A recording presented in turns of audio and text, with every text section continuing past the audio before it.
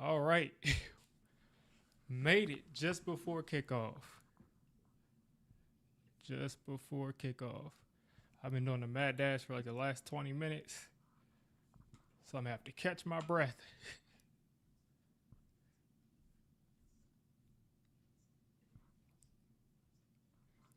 Don't want to get this demonetized. Let's get rid of that.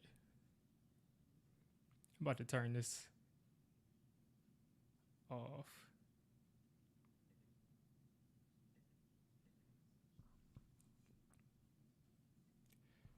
You all give me one sec. As we got a return there, and they're in the 19.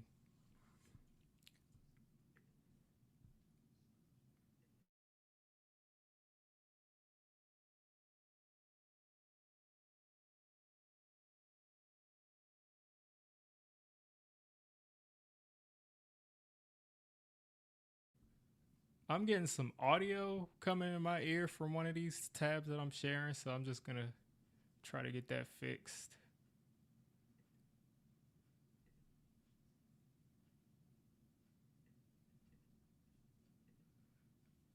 All right. First and 10 for Jaden Daniels. First and 10. He's back in the shotgun, dumping it off to Eckler. And Eckler's going to get 3 yards after spinning forward. I'm trying to figure out where I got some audio coming in from one of these tabs. Let's see. I got some like really annoying audio coming in. Okay, perfect. Got it. Go away. All right, another option, and Brian Burns is chasing down Jaden Daniels, and he's going to get about 3 yards. This is going to make it a third and 3.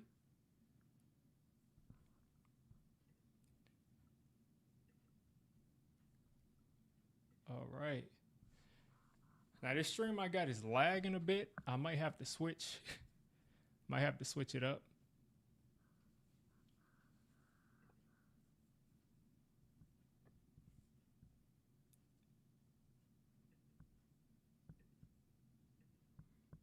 But we got a third down coming on, 3rd and 1. And Daniels is taking off. Thibodeau with some pressure, and JD's going to pick it up. And they got a first down. Washington continues to look good on 3rd and short. Most people do.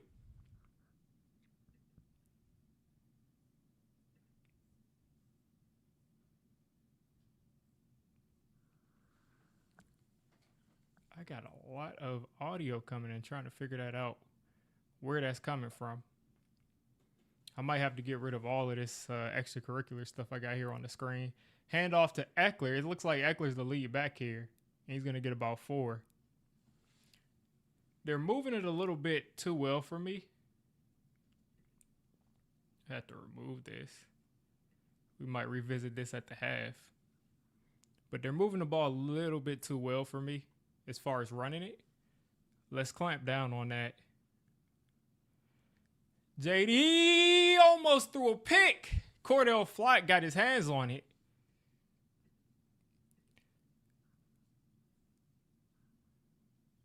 Cordell Flott sat on that, undercut that shot to Deebo Samuel, undercut that comeback to Deebo Samuel.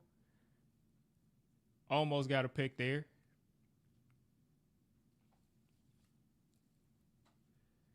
All right, we got a 3rd and 5. So this is a nice pass rush situation. And my stream is buffering. I know I'm like a couple plays behind for how much this stream is buffered so far. But you'll get my live reaction. You probably already know what happened. Looks like a false start. Looks like a false start to start it off. So we got a 3rd and 10.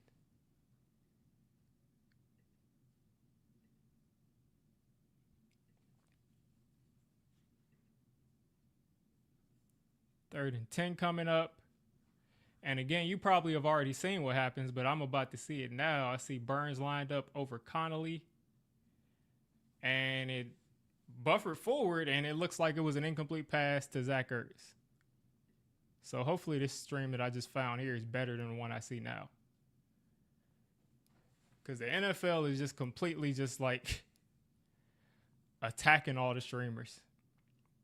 Not me, but the guys that stream the games.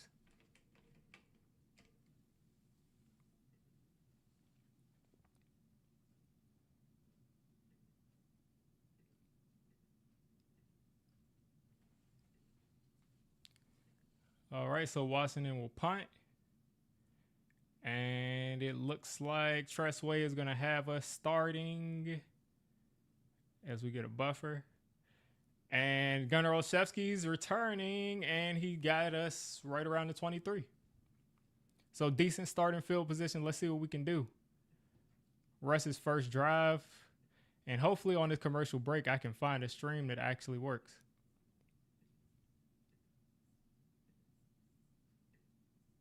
Let's see what we got. And this stream I find is behind the other one, but it's actually playing. And notice how it's not buffering on the commercials. While we're on commercial break, how you all feeling? How you all feeling? I know some people feel like this is like a 6-win season.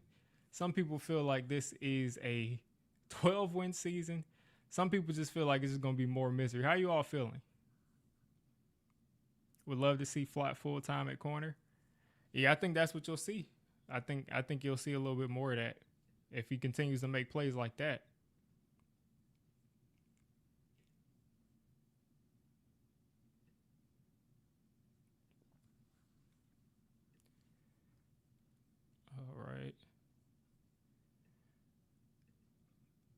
All right, let's see if we can get a reliable stream in here as I'm trying to figure this out.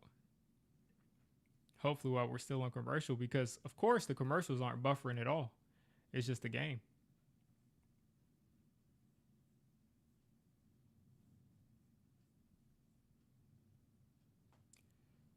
Okay, this one looks like it might be a little bit better.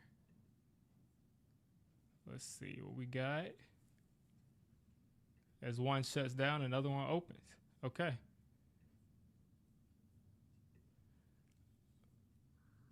And this one is like 6 years behind everything else.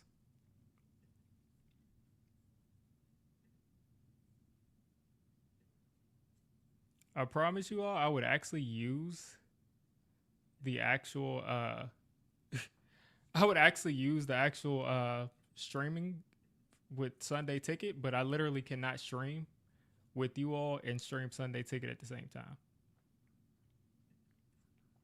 So it's literally a mess.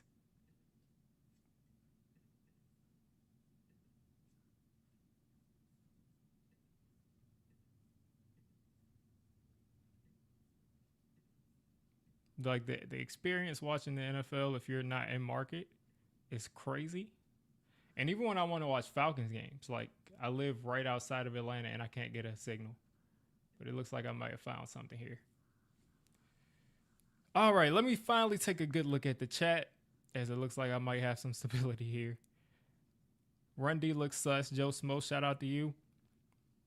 Going to be a great offense that is without DJ. Yeah, I'm not sure. I'm not sold that we're going to be great yet, but I know we're going to be a lot better than what we've seen.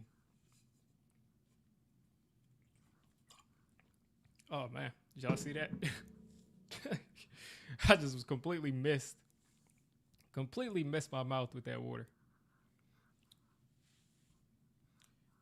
All right. Let's see what we got. The Giants offense out here. Coming out of the huddle. Let's see if we can pass protect. Let's see if we can get the run game going on. I'm trying to get him full screen. It's acting crazy. All right. Handoff to Tracy, and he's going to lose a yard immediately, right off the bat. So this stream looks good, but for some reason, like full screen is like unavailable. This one is working crazy. All right. Okay, so a negative run to start things off. Let's see if we can fix this. Russell Wilson in the shotgun. I think we got 2 wide receivers, right? 2 tight ends. Decent protection, taking a shot, and he overthrows Malik Neighbors by a hair.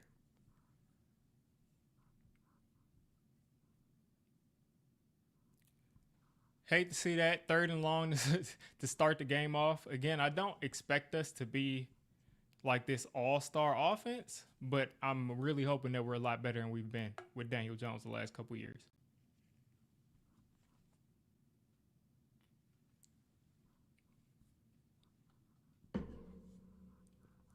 All right. 3rd and 11 here. It looks like we might get some single high coverage here. Oh, no, they're going back to the cover 2. Russell Wilson just threw it to Wan'Dale, and Wan'Dale, like, I'm not sure how this Washington defender didn't just pick that off and return it for a touchdown, but they tackled Wan'Dale about 6 yards short of a first down, and the Giants will punt. Quick 3-and-out. Not a good start at all. Not a good start at all.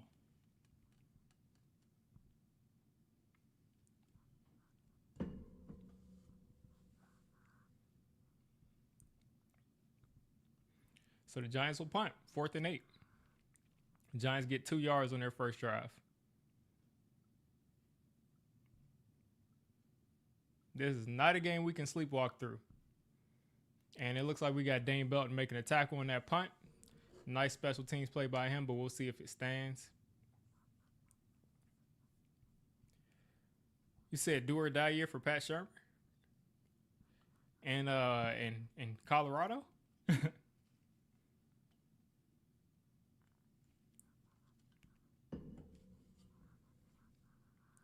I'm guessing you mean Brian Daboll or Mike Kafka. Pat Shurmur.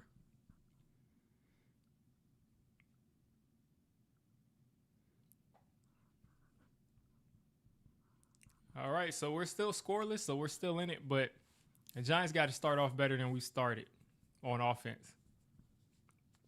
That was a horrible drive. -1 yard run, incomplete pass, and then what did we get on 3rd down? A screen for 2 yards? Got to do better than that. Got to do better than that. Yeah, I'm most excited for that too, Joe Smo. I'm most excited to not see Daniel Jones out there.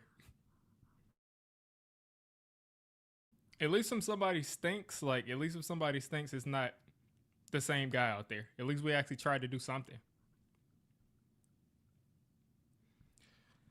And we've already heard that they might have some packages for Jackson Dart. So they may be throwing Jackson Dart out there at random times in the game. And it seems like if the offense stays stagnant, you might just see Jackson Dart come out there and run a couple plays, and you never know how this will go.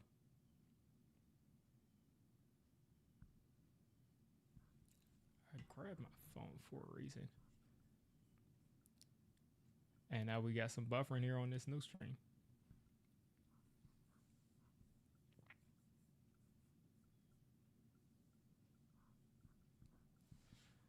I'm just really excited for this pass rush. I really just want to see them get an opportunity.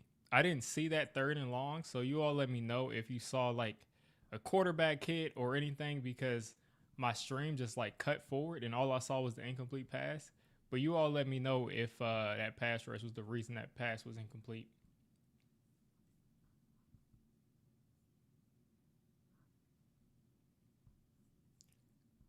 See if we can get this to work.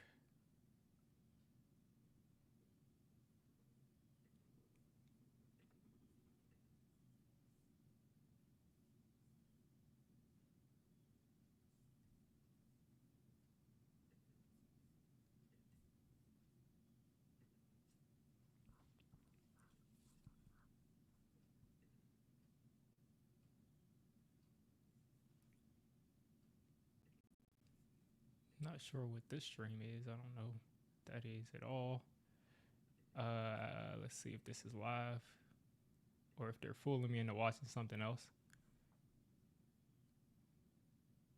Hopefully that's not happening, because that would be bad. So what I'm seeing right now is Jaden Daniels on 2nd and 4. On a little sprint out. He's under pressure. He's taking a shot. And I think that is McLaurin on the Deebo Samuel on the sideline. That's Daboll on the sideline right there for 32 yards. So let's see how far behind I am now.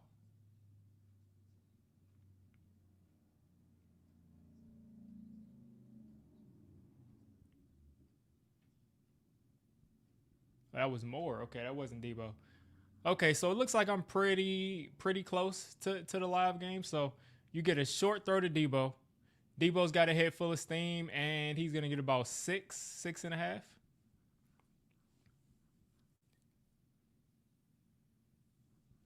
So let's see what happened here for more on this long throw on the sideline. They moved Jaden Daniels. He was under pressure, but they moved him. He had a little opportunity, and Cordell Flott got completely turned around. Looks like a cover 3 right there. It looks like he just got turned around. 2nd and 2 coming up here on the Giants' 42-yard line. And you get a play action. Jaden Daniels, decisive, finding Noah Brown across the middle of the field, looking like 2024 Jaden Daniels. And Washington, it's not going to take long for this offense to finally start moving.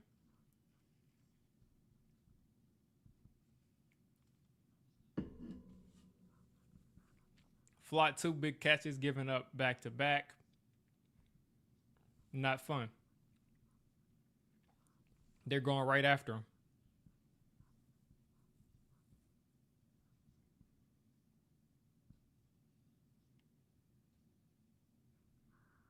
All right, here we go. 1st and 10 inside the 30-yard line.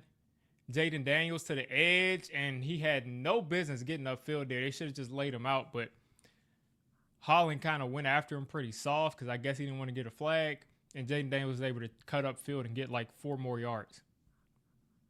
So that's a 2nd and 2 coming up.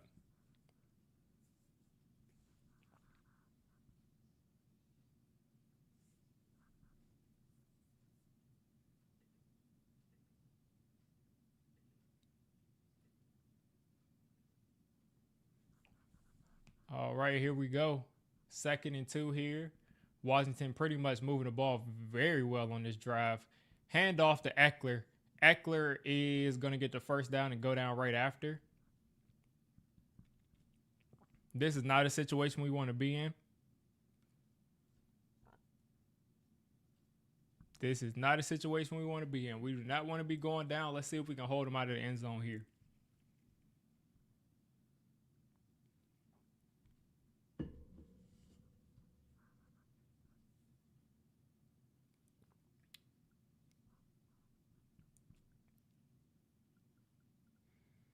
And Mike McFadden is hurt. Looks like the same old Giants. Looks like the same old Giants.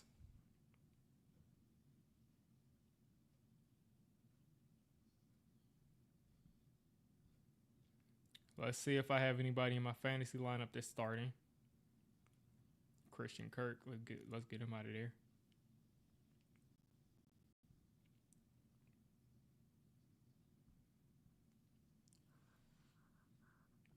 Yeah, I mean it's hopefully this isn't going to be like the last like 6 seasons. We cannot afford that. I mean, we've been through enough as fans. So let's make this game competitive. Like I didn't come in this game expecting to win. I came in thinking we had a good shot at winning. And let's hope that we can at least be competitive so we can have something fun to watch every week. Because it's looking right now that Cordell Flott is it's looking like Cordell Flott is a guy that is going to get exposed for us. And at that point, why not put Deonte Banks in? Because at least he's around guys. You usually don't see Deonte Banks get turned around like that.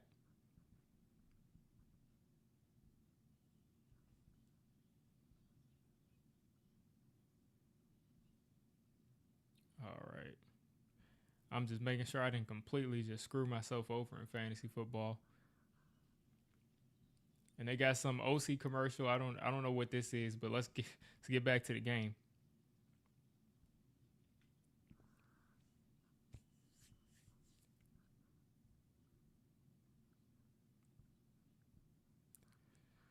So with Micah McFadden out, we're losing a good amount of what makes our defense good, and it hasn't looked good, but we're losing a good amount. I mean, I would say he's probably more effective in this defense so far than Okereke has been. And if McFadden is down, we don't have a linebacker that's we don't have a linebacker. And Mike McFadden is in an air cast coming off the field.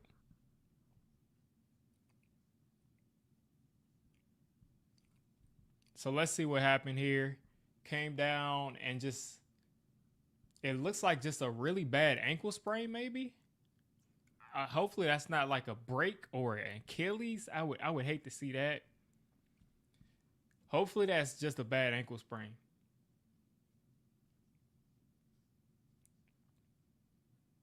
Hopefully that's just a bad sprain because it looked like his ankle turned, but it didn't look crazy.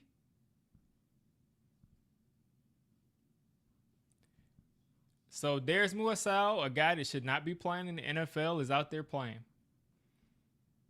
And I mean that's why it pays to have linebackers that you can play. But let's see.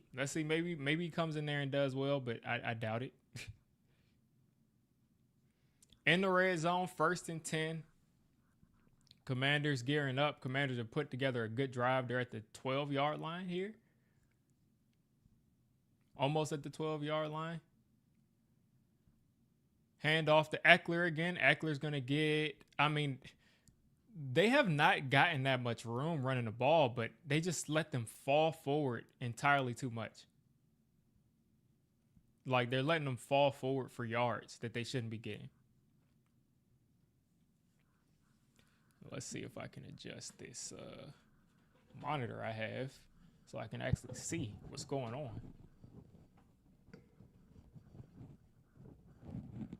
I can't do that.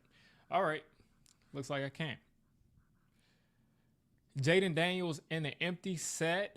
Nobody back there with him. Quick decision, and it looks like Muasau right off the bat. One-on-one with Ertz. One-on-one with Ertz. You got the backup linebacker who just got in the game manned up on the tight end. Manned up on a almost Hall of Fame tight end. Let's man up Muasau on Zach Ertz. That makes sense. Zach Ertz in 2046 against current Darius Muasau probably scores that touchdown. That was so stupid. That was so stupid. I mean, that was beyond stupid. Not only did you put him on the linebacker, you put him on the backup linebacker who just got in the game. That makes no sense at all.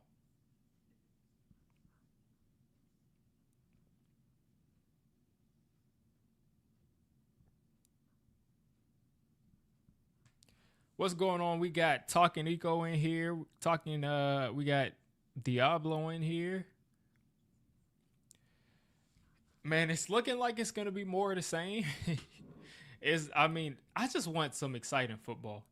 I'm not looking for a certain amount of wins. I'm not looking for anything special. I just want some exciting football. Please give us some exciting football. We have entirely too many good players on the field to not have exciting football. And this is going to look horrible if this defense is bad because of things like that happening.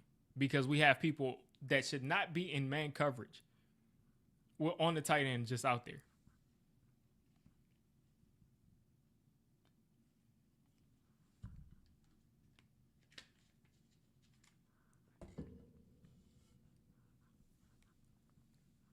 Because the way it looks right now,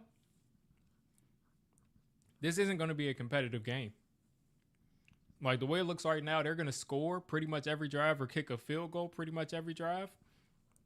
And we might put up like 12 points. This does not look good at all.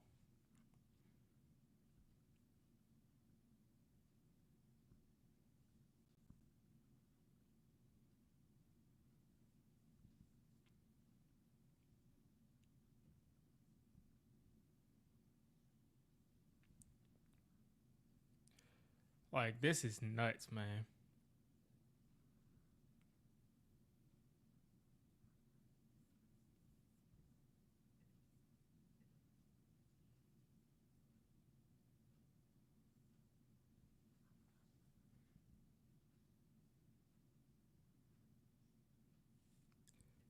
Yeah, we got to get this together for sure.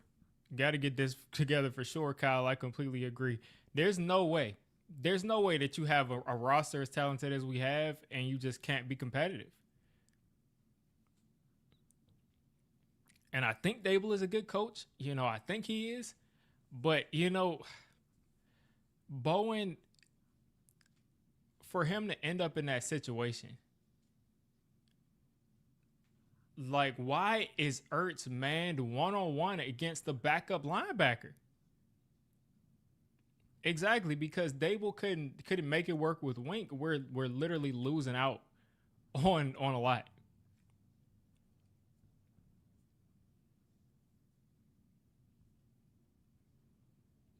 All right, here we go. Returning from the 1. And Wan'Dale Robinson takes it across the 20. He's the kick returner, taking it to the 22.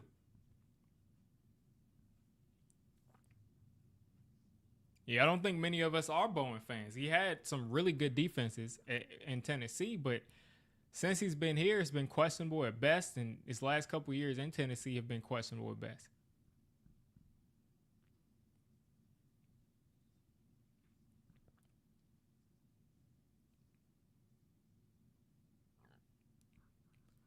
All right, 1st and 10 here for Russell Wilson. Play action, dumping it off to Malik Neighbors, and that is just disgusting right there. Russell Wilson tried to sidearm it to Malik Neighbors, and it just was pitiful.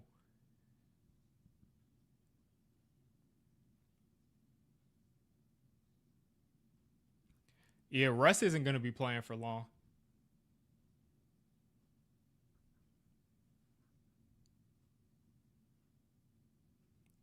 Like Russ isn't going to be playing for long if he's playing like this. And if the line is not giving him any time, and if we can't run the ball, there we go. Couldn't tell who that was running the ball, but nice run. Tyrone Tracy puts the pile forward for about 6 yards. Let's get a spark, man. Let's get a spark. This is the first game of the season. You cannot come out this, like, every year we come out this, like, pitiful in the first game of the season. We can't allow it. 3rd and 4, let's convert. Let's convert here on 3rd and 4. Darius Slayton out there. I forgot he's 18 now. Malik Neighbors. Wan'Dale at the top of the screen, motioning. Neighbors in the slot. I mean, he's wide open. And instead, Russ makes the harder throw to Wan'Dale on the sideline, and we convert, pick up a 1st down, but Neighbors was wide open on the slant. That was a nice play by Wan'Dale Robinson because Neighbors was open on the slant.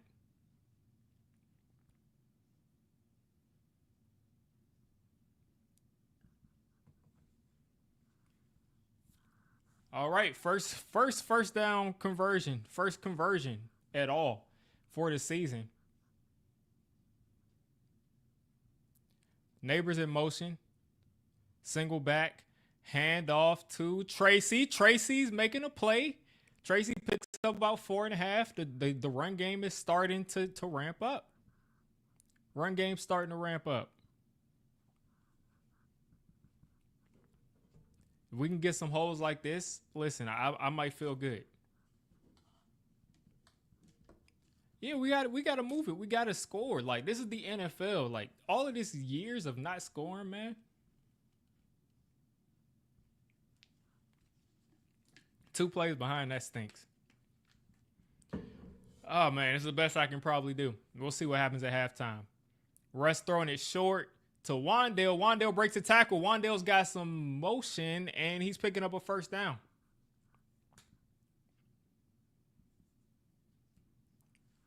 Wan'Dale picking up a 1st right there. I'm glad I'm 2 plays behind, and the stream is actually running because before I couldn't even get a stream to stay on. So I'll stomach being 2 plays behind for now. Luvu misses that tackle on Wan'Dale. This is how we're supposed to be using Wan'Dale for years. A guy that can make plays in open space. Guy that can be a route runner underneath for you. Malik Neighbors and Theo Johnson in motion.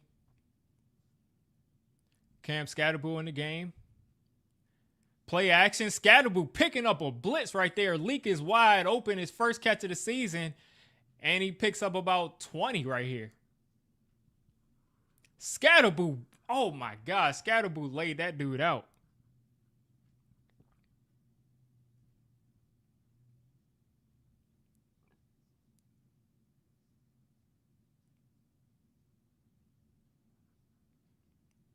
Leak just destroyed that dude on the route. Love to see it. Not the best form, but nice blitz pickup from Scat. As he motions out, we're empty. We're empty inside the 30. Short throw to Scat. Running one guy over, running another guy over, pushing forward. Let's go. Let's go. Let's go. Somebody has got to inject some energy into this team because all these years of just nothing on offense is so tiring. If you all go back and look at like my first year of streaming these games and how excited I was versus like the last 2 or 3 years where man, like it's night and day, man. It's just been so awful to watch this team live. And to have to make it entertaining. Here we go. Scatterboo still in the backfield. Leak neighbors in motion. Hand off to Scatterboo. And he's going to go down after about a yard loss. So this will make this 3rd and 6. And I can't look at things that are popping up because I'm 2 plays behind.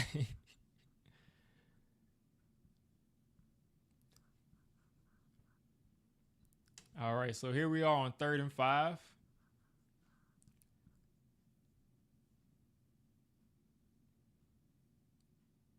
Man, just looking at Russ, man, I just don't think this guy's going to stay in the whole season. He hasn't looked horrible, but it's just something like, yeah, let's see. Here on 3rd and 5, Russ hitting Wandale for a first down. There we go. That has got to be unnecessary roughness. That's got to be unnecessary roughness. What's going on, man? This dude is throwing all types of punches. That's why you bring in a guy like James Hudson. This dude setting the tone. The offensive line, they're not going like that. Love to see it. They're not going like that.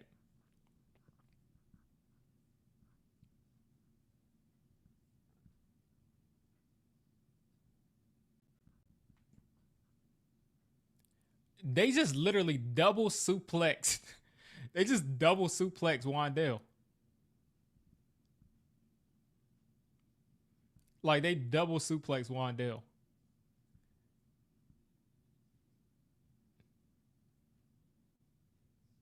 Like that's ridiculous. That's a double suplex. So like they both grabbed, like the WWE both grabbed him and just suplexed him, and then just started just attacking.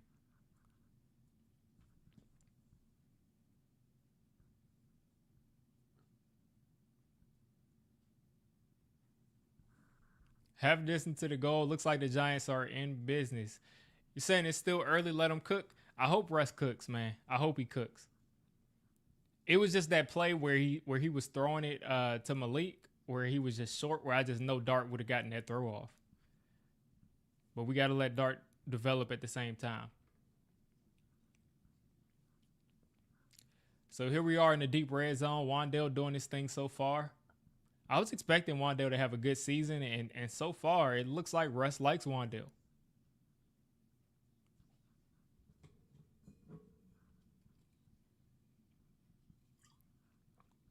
All right, Russ in the single back. Leak in motion into the slot. Play action to Malik Neighbors, and he's going to get tackled behind the line. Nice philosophy behind that play, trying to get him one-on-one, but the Commanders' defense just swarmed over there. So here we are, 2nd and goal. We're going to lose about 2.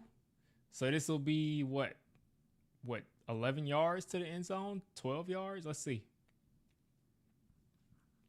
11 yards, I'm thinking.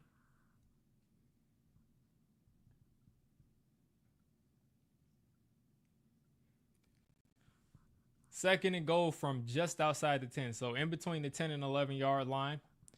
4 wide receiver set. Theo Johnson at the bottom of the screen. And we got a timeout.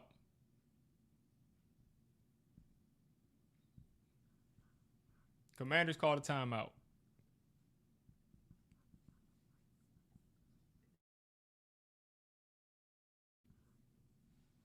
So far, I'm liking what I'm seeing. What are you all liking the most out of what you've seen so far on this drive? Cam Scatterboo seemed like he brought some energy. Also, Tyrone Tracy looked pretty good out there too. He looked pretty good out there on a couple of those runs. And Wandale is showing up. He's catching the ball. You say this is where Scat makes his money? Let's see. I'm still behind, so maybe he gets the ball in this next play, 2nd and goal. Russell Wilson in the huddle.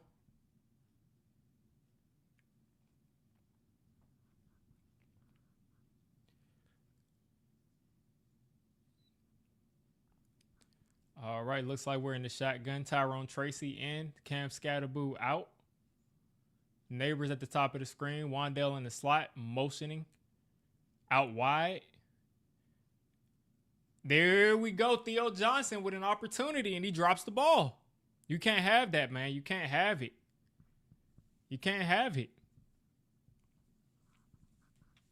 You got to execute in this red zone. Because if Theo catches this, he's a load to bring down. Theo's got to come down with that, man.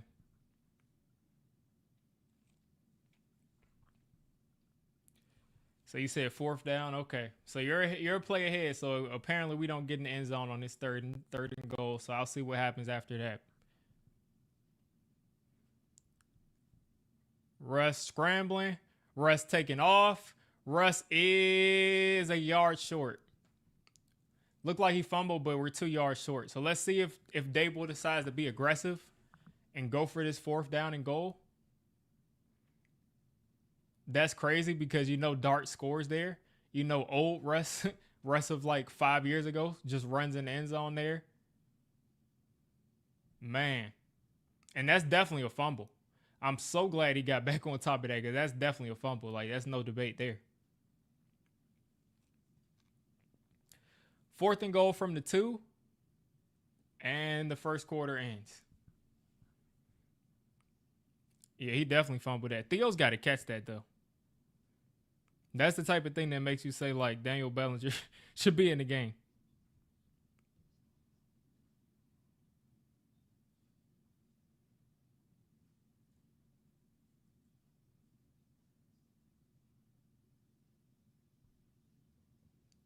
And they're having some type of game every commercial break. I don't know if you all are getting it, an OC and some British guy. You say you kick from the 2-yard line, though? Like, it's just so crazy that it's from the 2-yard. It's basically a 2-point conversion. Of course, if we don't kick a field goal, we come out empty. But at the same time, it's like, it's tough. It's tough. At the same time, it's like you don't want to come out empty. But at the same time, from the 2, it's like if your defense that you feel so good about can't stop them from going the length of the field, I mean, that's the identity of the team. So why not be aggressive here? I don't know. This is the Daboll decision. Whatever decision he makes, he's gonna have to deal with the consequences of it.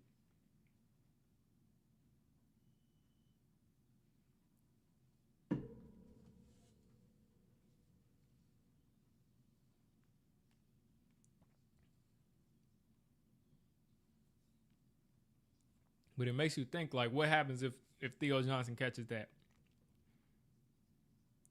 And that's what I want to do. Is I want to be in a situation where we can make mistakes and it doesn't like, and it's not like the reason we don't score. Like, we consistently can make up for mistakes.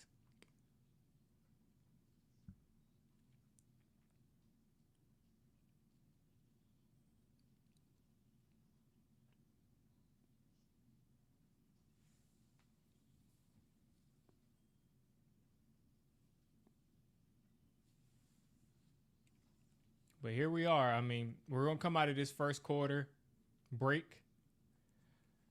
Got some British people out here doing who knows what. I just never seen this. I don't know what's going on. Anyway, right outside the 2-yard line, 4th and goal. It looks like they'll go for it. I see some comments down here.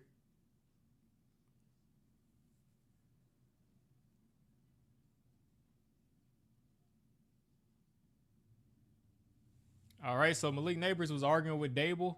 Let's see if we can get in the end zone here on 4th and goal from the 2.5-yard line. I mean, listen, I like it being aggressive here. You like your defense this year. You want that to be the identity. Let's get in the end zone here. Russell, he's got time. He's scrambling. I don't know what he's doing. And incomplete. And that'll definitely be a holding penalty on top of that. I don't know what that was.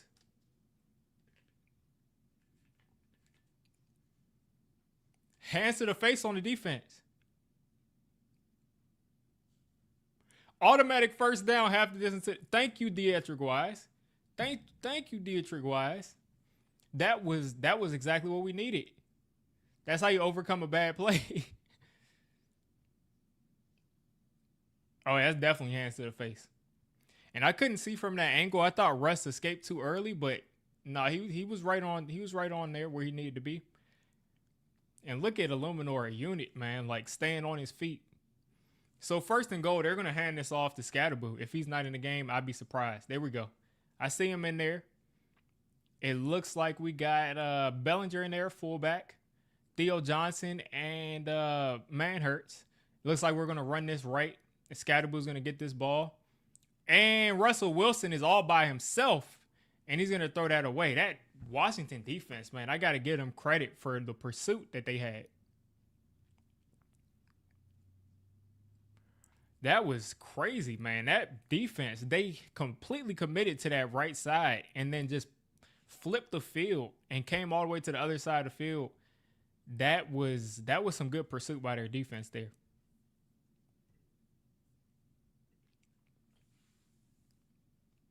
They got some speed there. But let's hand it off to Scatterboo 2-3 times in a row. Let's see if we can get in the end zone.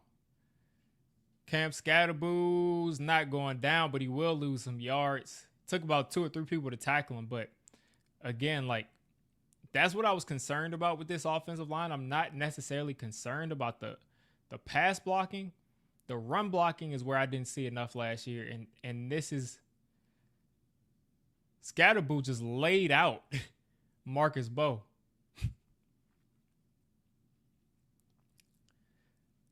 Scatterboo might have given Marcus Bowe a concussion. He laid him out. 3rd and goal, again, from the 2-yard line, from the 2.5. Darius Slayton in motion. Russell's got to get rid of it, and he just pretty much throws it away to Chris Manhurts. And that was just horrible. To not come up with any points right there is unfortunate. That's just unfortunate.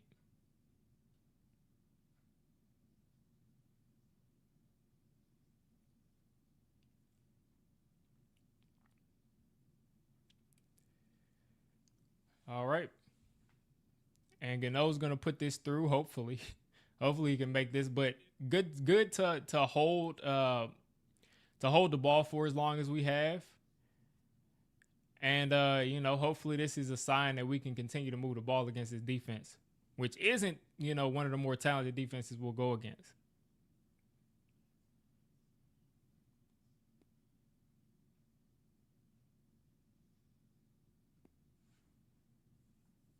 All right, what do we got in these comments? Yeah, I mean, I'm not sure when you said this, Craig, but I would have liked Kafka to run that ball, like I said earlier, just 3 times. Just run it. Now, the run blocking wasn't good on that one time we did run the ball, but, let's get creative. I want to run the football as much as we can when we're inside of the 5-yard. Like, to get to the 2 and not get in is really unfortunate. That offensive line has to win there. You got to win there. Like, you have to win inside the 3-yard line. You got to win. Even if it's a sneak, like even if you got to run 2 or 3 sneaks Even if you got to turn around and hand it off to the fullback, hand it off to Bellinger, like that's just, even if Scatterboo was the fullback and, you know, you get the quicker handoff by doing it that way, I really think you got to get in there.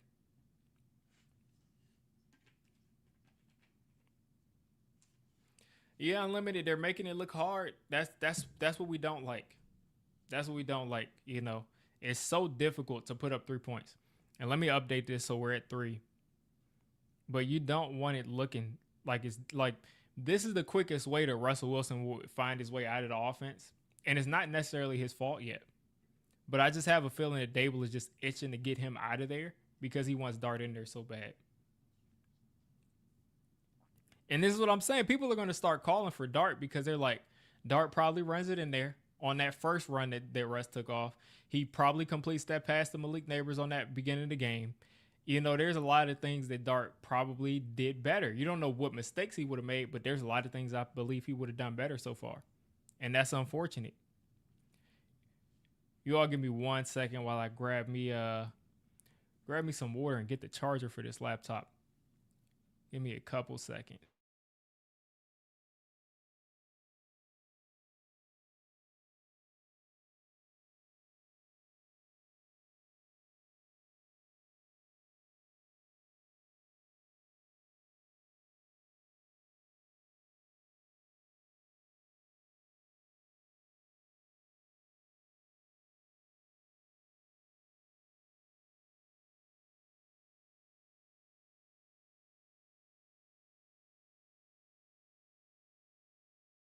Looks like I didn't have time for the water, but I got my charger, so we're good to go. Good to go there.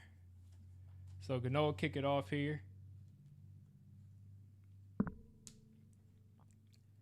I don't know how many of y'all have like jobs or careers where you have to talk, but if you're drinking something sugary, your voice is gonna be completely shot. I made that mistake making a protein shake, and that is it's just the worst. It's the worst. I don't know what kind of play design this is here on this pass play that we had, but I don't like that play design. I hate that play design. Like, I don't like that. But let's make something happen on defense. Defense is supposed to be exciting this year.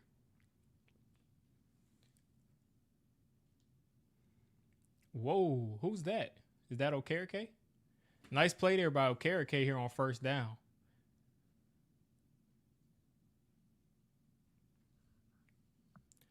Yeah, I usually like Kafka's red zone play calling, but I did not like it right there. I didn't like it right there, and I didn't like the play design there either. There we go. Jaden Daniels, entirely too much time, and the ball is just a little high. And Debo's not able to bring it in. But that was way too much time for Jaden. Anytime you got Kayvon Thibodeau against Laramie Tunsil, it's like you might as well not put anybody against him. And that was actually Brian Burns against Laramie Tunsil. This is what I'm saying. I said this in my pregame, like Brian Burns, Kayvon Thibodeau, all these guys against Laramie Tunsil is like nothing. You might as well like Laramie Tunsil is pretty much Andrew Thomas. There's nobody that he's allowing to touch his quarterback. 3rd and long, unleash the Giants pass rush. And way too much time. JD taking a shot, and he overthrew him. Terry was running wide open behind Paulson and Daboll. Terry was running wide open behind Paulson and Daboll, and Jaden Daniels just missed him with perfect pass protection. You rarely see that. You rarely see that, and that shows how much we trusted Daboll as they left him completely alone on an island. Yeah, this Commanders offensive line looks really good because I don't think our guys are just not able to get pressure. I really think that Tunsil, of course, is an eraser. Almost blocked that punt. And we got Gunner returning. He fields it across the 10, hurdles, and down at the 15. But guess what? We got a 3 and out. So we're starting from the 15, and let's see what happens. And we're getting another commercial break. Looks like I might be able to grab me some water. And they got some some weird British football game going on. Give me 1 second.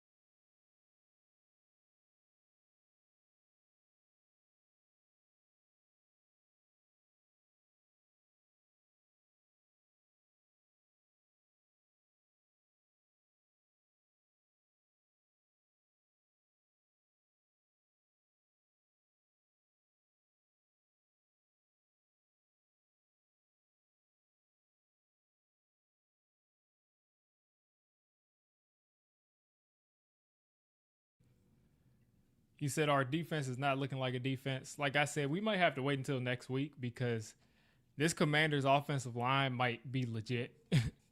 They might be legit because normally Brian Burns is going to be your most successful edge rusher until we get whatever we get from Abdul Carter.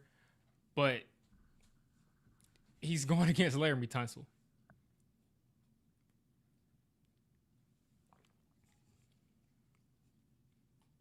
Like Laramie Tunsil was a complete eraser.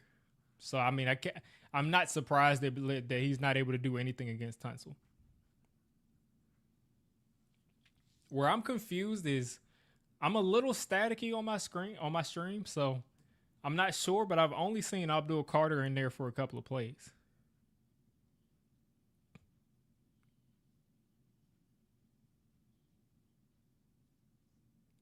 Yeah, both defenses do kind of look that way.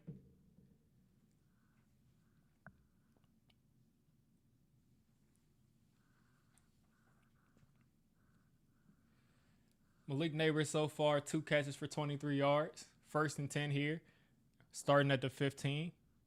Let Russ cook. Looks like that's Singletary in the backfield display. Singletary gets the carry, breaks a tackle, and gets a yard.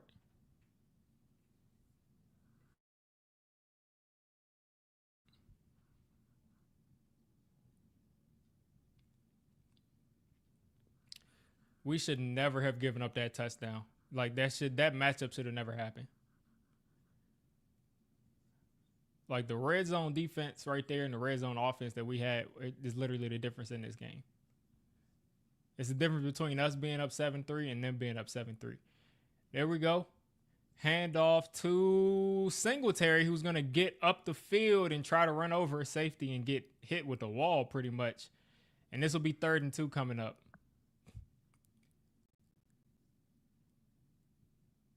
This will be a 3rd and 2 coming up.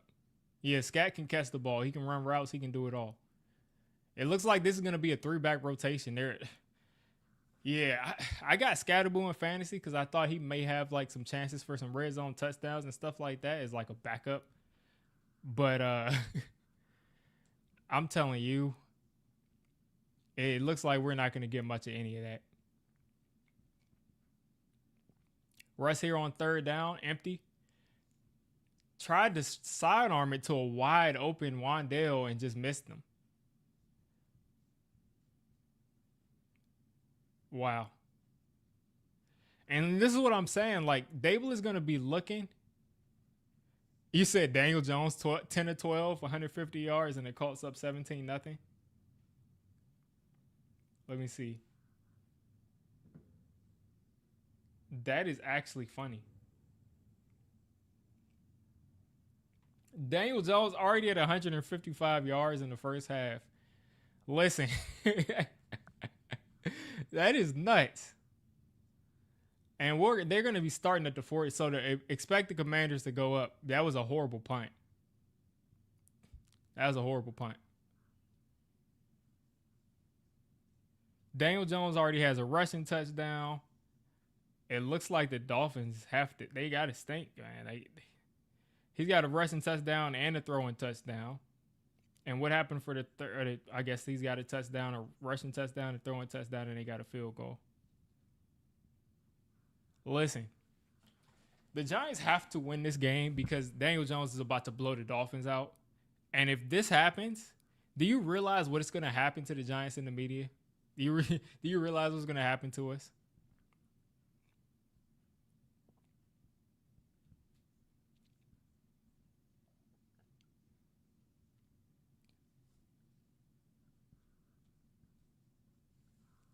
Yeah, I'm telling you, if Daniel Jones like is able to have like a Sam Darnold type of season, if he's able to have a Sam Darnold type of season and Russ looks horrible and Dart comes in and doesn't save the day and like doesn't look amazing, he's gonna get fired because Mayer, of course, wanted to keep Daniel Jones, and I don't think Daniel Jones was a guy that we should have kept. I just don't. I don't think he had the tool set, but because Mayer probably wanted to keep Daniel Jones and he's gonna see him succeed somewhere else, oh, that's gonna be bad.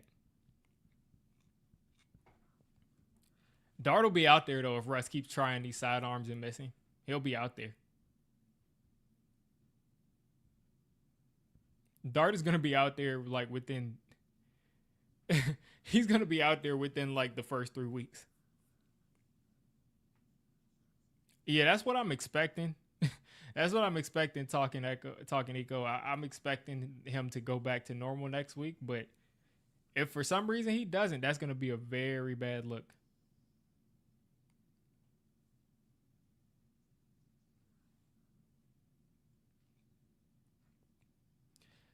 Yeah, I mean, I'm expecting to see Dart pretty soon. If Russ keeps looking like how, because he looks kind of slow, kind of lethargic. The offense isn't moving that well. We've seen like extensive drives with Jackson Dart in the game, and we just haven't seen that with Russ. I wouldn't be surprised. Like, not to say that he's going to be completely benched, but I wouldn't be surprised if we just saw Jackson Dart come out there on his next drive. I wouldn't be surprised at all. Like it might be like give him a drive and then put Russ back in, but I would not be surprised if Jackson Dart comes out there this next drive because it's clear that Daboll wants him out there.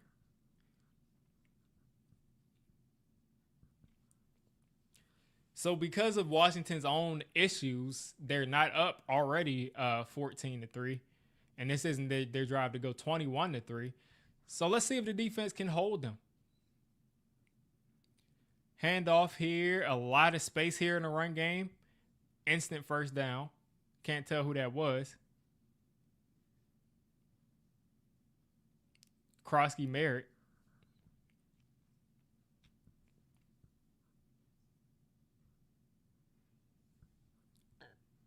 There's Krosky Merritt. Burns is just staying. I don't understand this at all. First off, Abdul Carter, is that him right there? First off, I don't understand why we don't move Burns around so he gets matchups against the rookie. Like, why put Burns against him every single time? Let's see. And now we got some lag in here. I knew it was too good to be true.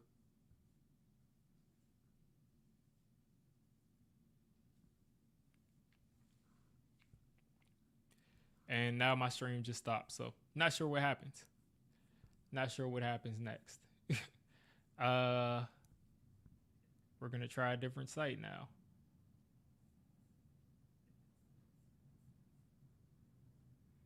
So are we on commercial here or?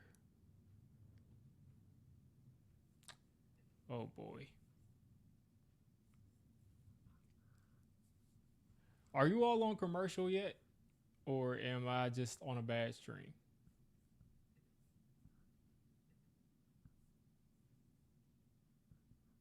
Okay. Looks like I found something else for now. Here on 1st and 10. Jaden Daniels is going to hand it off to Deebo Samuel, and he's going to make a guy miss, make another guy, and he's going to go down about a half a yard short of the line of scrimmage.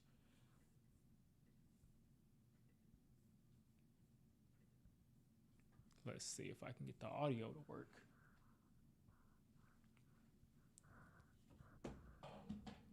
Holding on the defense. Okay, perfect. Holding on defense. Oh yeah, everybody loves that. So we finally get them into a negative play, and it's holding on the defense.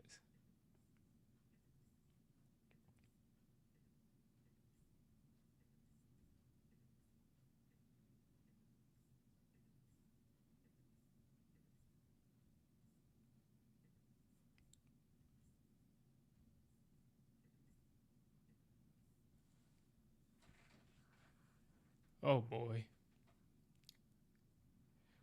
Yeah, this is gonna be one of those days. It's gonna be one of those days. Debo Samuel in motion. Quick throw to Noah Brown, who's just I mean, no resistance right there. Is just gonna just trample forward.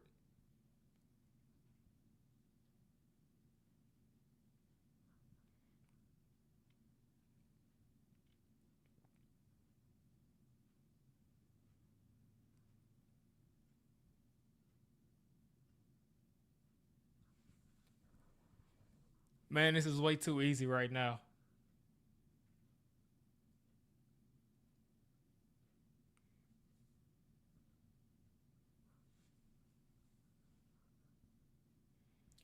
I couldn't hear what the referee said, but there's a 5 yard penalty, so I'm not sure. I'm not sure what happens. Craig is right here saying there's a sack by Brian Burns, so I'll see. He probably are already seen, but I'll see what happens. And guess what? Look, before this play happens, I said why not put Brian Burns on the rookie? Your best edge rusher, why not put him on the rookie instead of Laramie Tunsil? And he goes right past the rookie and sacks Jaden Daniels right here. What's the point of putting Brian Burns on Laramie Tunsil, knowing that Laramie Tunsil isn't going to let anybody sniff Jaden Daniels ever? Put Kayvon Thibodeau on Laramie Tunsil because Kayvon Thibodeau is not going to get pressure consistently anyway. Abdul Carter barely touches the field right now.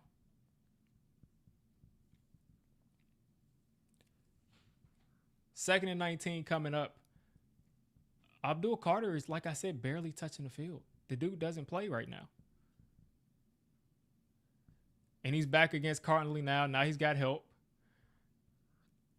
And there we go. Way too much time for Jaden Daniels. And that is Terry McLaurin. And they're going to be about like a, 3rd and 6? 3rd and 5? Way too much space, way too much time.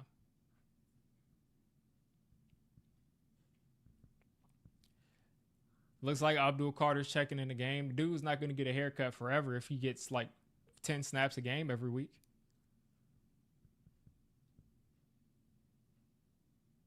Looks like he's rushing from the 3 tech, hand in the dirt. I'm going to have my eyes on Abdul Carter this play.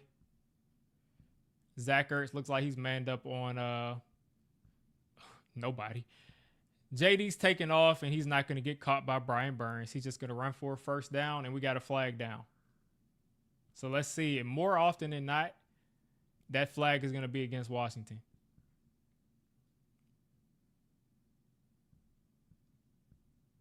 More often than not, that penalty is going to be. Oh, no, that penalty's on us. Holland grabbed Ertz. So just add on 5 to Jaden Daniels' run. Yeah, this is about to be ball game, people. It's about to be ball game. And my stream just shut down.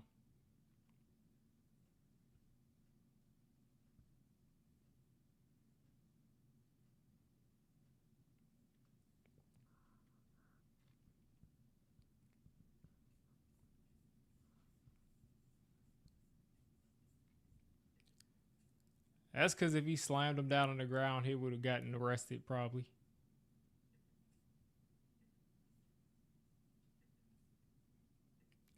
I'm telling you, the NFL is so worried about like taking down stream sites instead of actually like putting out a good product.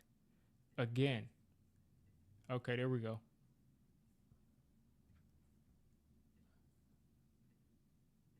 Okay, here we go. 2nd and 4. Yeah, the defense looks horrible. Defense looks horrible. The offense looks average at best. Not even. Looks, it looks maybe like it could be better than before, but who knows? Now you got Abdul Carter working against Laramie Tunsil.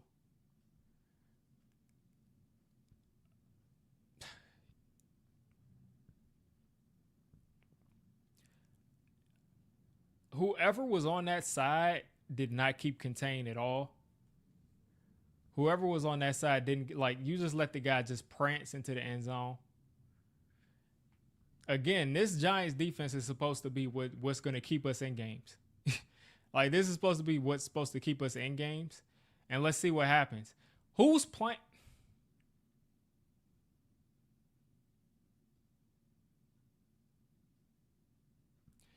Why are you not keeping contained on the goal line? I just don't understand what's going on.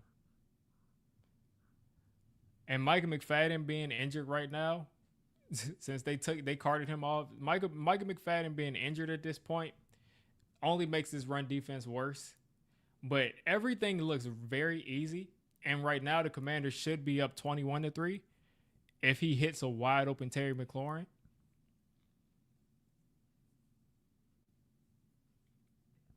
Like, it should be 21-3, but it's 14-3, luckily. So now the game is in the Giants offense's hands, which we didn't want. We know they're trash until they put Dart in. I don't think it'll be a long season once they put Dart in. But right now, I don't think there's much hope. I don't think that Russell Wilson's going to last long at all.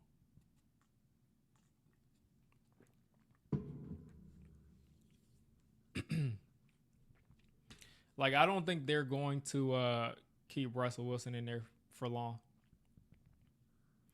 But I don't know how no one's there keeping contained. I don't know if I just don't get it.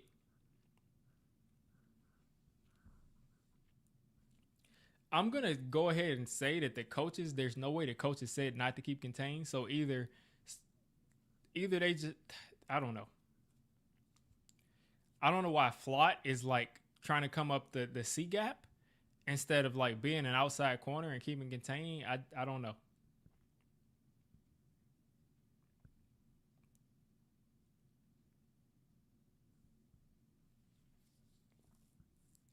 So apparently I might be watching this on a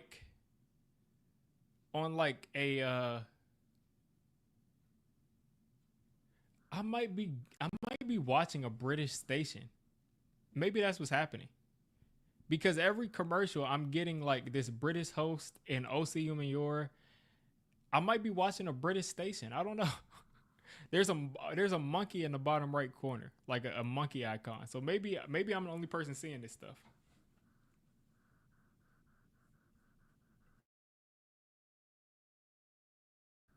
Like, maybe I'm the only person seeing these British people.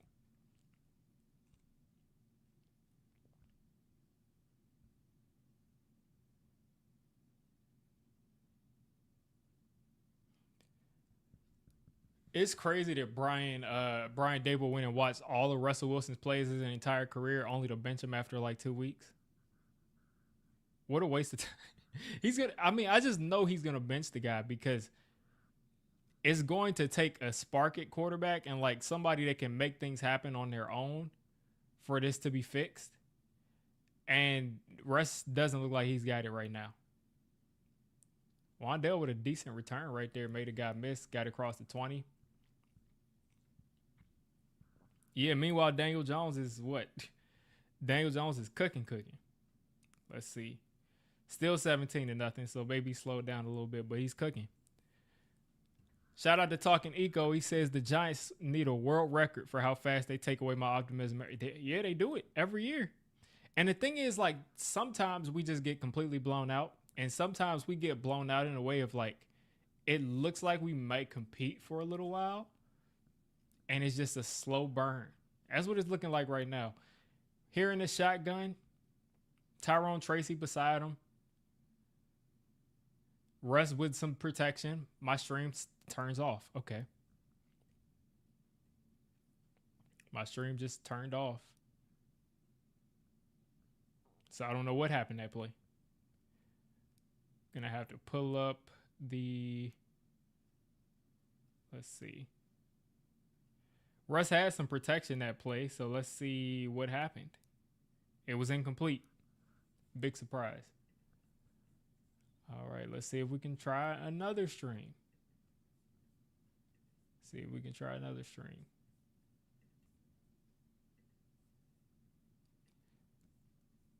Like, I'm sure the NFL just feels so accomplished that they were able to get to get Stream East taken down. And it looks like Russell Wilson got hit pretty hard. And Jameis Winston is inactive, so if Russ leaves the game, Dart is in anyway. All right, here we go. 2nd and 10 here. As I'm trying to get this stream to pop up. Russ in the shotgun. Russ here on 2nd and 10. The clock is winding down. Theo in motion. Hitting Theo in the flat. Theo actually catches it this time, and he pick up about 5 or 6. Glad he caught it. Let's see if I can actually get this stream to go full screen for it. Not for us, for me. So this will make this like a 3rd and 5 we have coming up here. And like, again, it just looks so difficult. You're not getting those 15-yard plays. You're not getting those 12-yard plays. You're not getting those 20-yard plays besides that first drive or that second drive. You're just not getting those plays.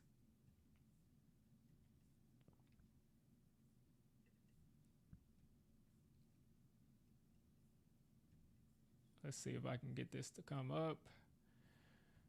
All right. Shotgun here. Shotgun. 3, 2, snap. Russell in the shotgun. Russell under pressure. Just floated it up. Looks like a miscommunication, but you got a flag. Not sure if it's holding by the offensive line.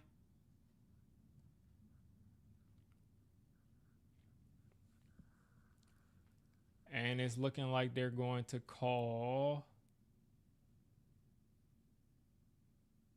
offsides. Offsides on 2 players by the Commanders. So 24 and Dorrance Armstrong. So Von Miller's wearing 24. Wow. Dorrance Armstrong and Von Miller both lined up offsides. I don't know why Von Miller's wearing 24. That's really strange. They got to get rid of that.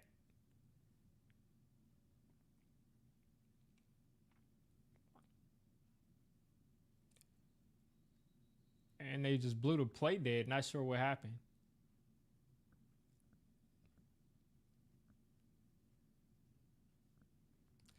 So Washington took a timeout. Looked like we picked up the first down on 1st and on 3rd and inches.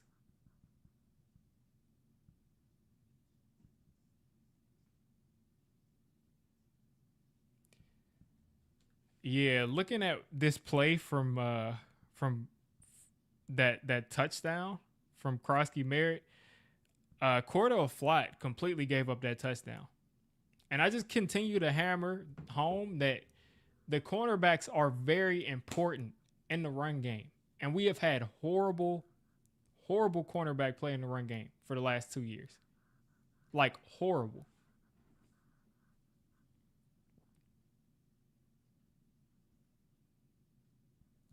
So 3rd and 1, the Giants are most certainly going to be running a sneak and just run 2 back-to-back sneaks. Like, let's not overcomplicate it. Run 2 back-to-back sneaks. Why do anything different than that? They're loading up to try to stop this sneak. And Russ does a good job of, after snapping the ball, he just picked a different gap and he got it easy first down. So nothing to worry about right there. Fresh set of downs across the 30. After like what? In real time, like what, 5 minutes in real time, we get like 10 yards.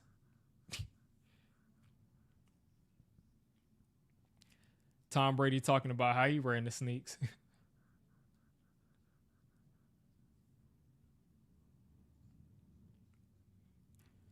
All right. Right across the 30 at the 31 and a half, almost to the 32. Still in the single back. Handoff to Tracy, cutting back.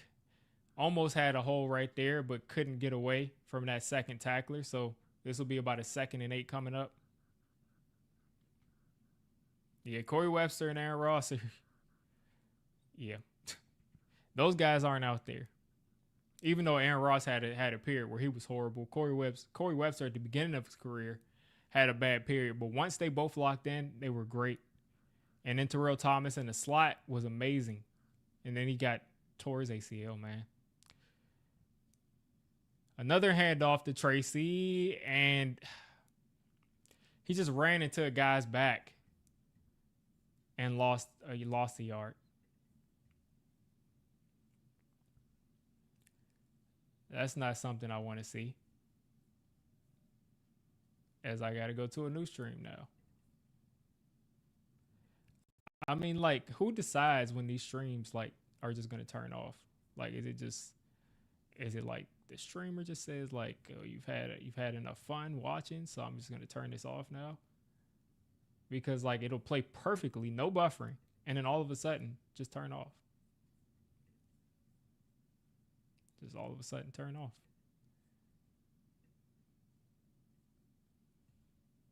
And it looks like we're going to commercial, so I'm not missing much.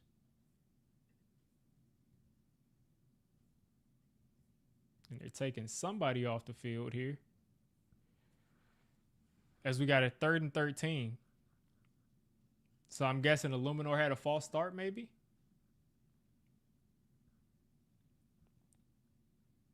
I'm guessing Illuminor had a false start because they're showing him, and we're in 3rd and 13. So we will be punting the ball very shortly, as Russell Wilson is about to go into the half with 50-something yards. Man, this team is bad. Russell Wilson is just going to hold on and get sacked.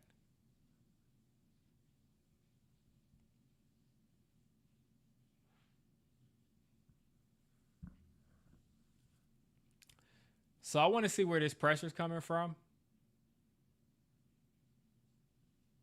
That was just bad. It's like they didn't know who to pick up on the interior. With four guys rushing, they ran out of guys to protect on the inside.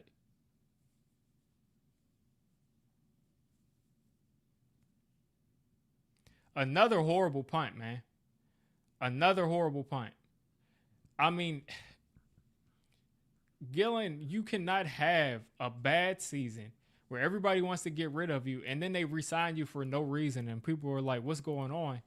And then all of a sudden you have an amazing season last week, and now you're coming out playing bad again. Like, punt the ball, man. Just like, you're a punter. Punt the ball. At this point, I'm ready to see I just watched Daniel Jones hit a guy in stride.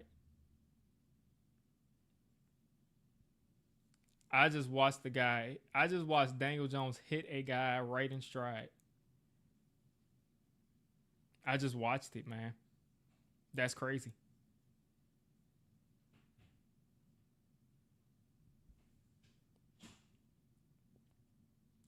Yeah, the Giants are about to go down 21-3. It's about to be another opener blowout.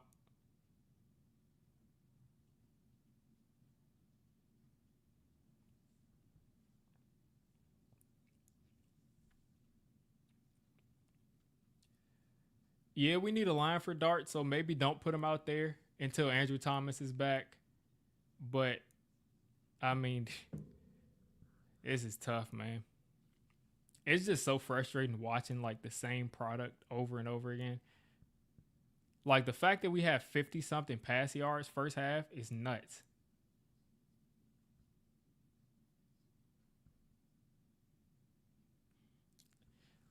Like, Andrew Thomas does so much for this line. It's like when he's in there, Runyon plays better, which makes the center play better. It's just like when he's in there, the line looks so great. When he's not, all of a sudden these other guys can't block. It's like they probably don't trust Hudson.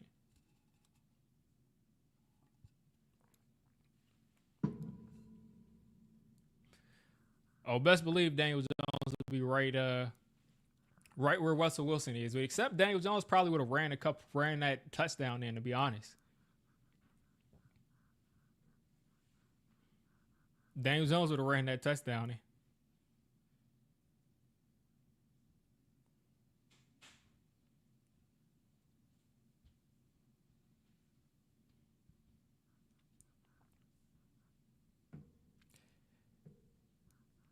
Like Russell Wilson back there without he cannot move. He can't move at this point in his career.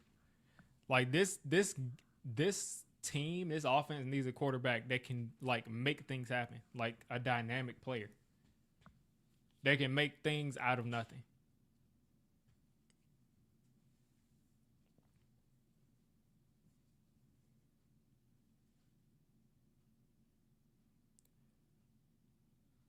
No pass rush.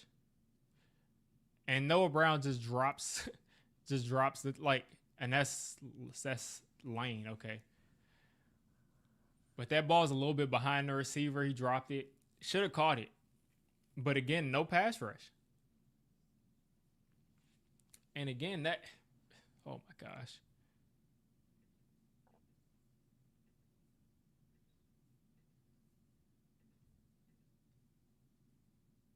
Can I get like 15 minutes of uninterrupted can I get like 15 minutes, please? Of being able to watch a stream without it just cutting off.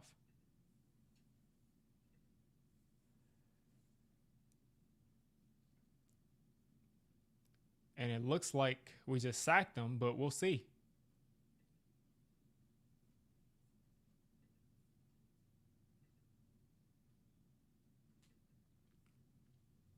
Looks like Abdul Carter got a sack.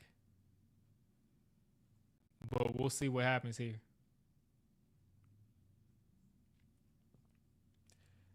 Well, there we go. Abdul Carter got a sack on Laramie Tunsil. There we go. Love to see that.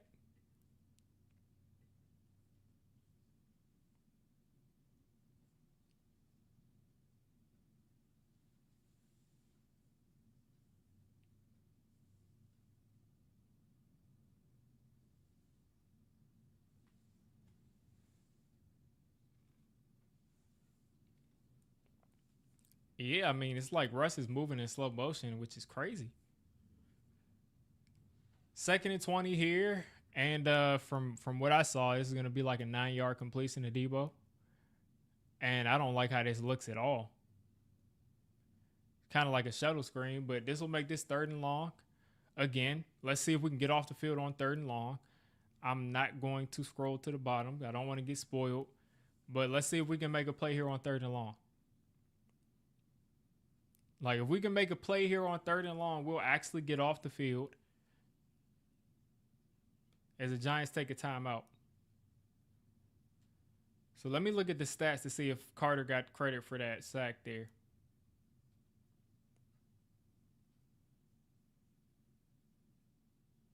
Yeah, Abdul Carter didn't get credit for that sack. They gave it to Thibodeau. Okay. So he's not going to get his hair cut. He's not going to get a haircut today or tomorrow unless he gets one later on. My bold prediction before this was that we get 4 sacks. We already got 3 in the first half, so it looks like that's something that's doable. I see we got some new comments. So let's see what happens here on 3rd and long. 3rd and 11. Jaden Daniels empty set. Zach Ertz in motion there. Abdul Carter basically spying Jaden Daniels. And oh my God, what a catch from Deebo Samuel, man. Way too much time though. Yeah, they had Abdul Carter spying Jaden Daniels, but Deebo pushed off of Drew Phillips to catch that, but it is what it is. Handoff here to Eckler. Eckler gets an easy 5. It's like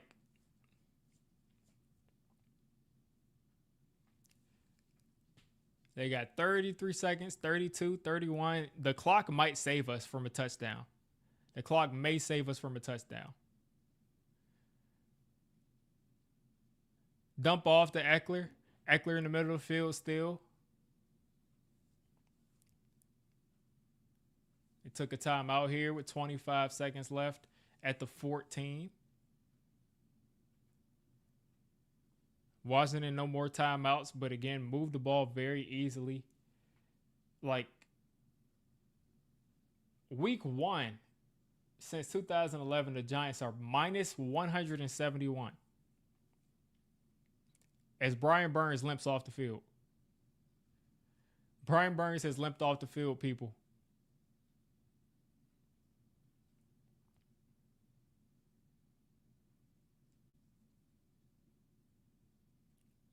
Brian Burns limps off the field.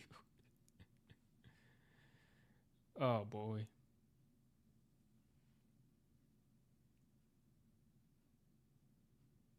What a mess. Brian Burns getting his shin taped up, his ankle taped up. So we'll see how that goes there. I'm getting some crazy audio in my ear, so I'm going to take that off. Shotgun here from Jaden Daniels. And the stream is pausing, and he's still looking. And it looks like Cordell Fly has some decent coverage on Noah Brown. Looks like he had decent coverage right there.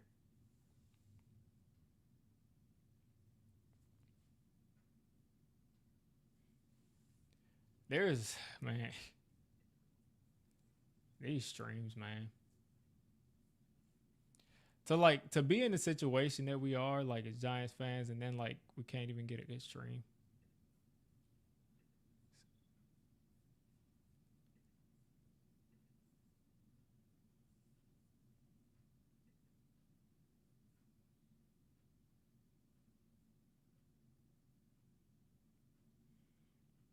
It's literally like QAnon or Saw. Somebody from Saw or somebody in a scary movie is talking in my ear. That's how the announcers sound. Like, it sounds like somebody using a voice changer.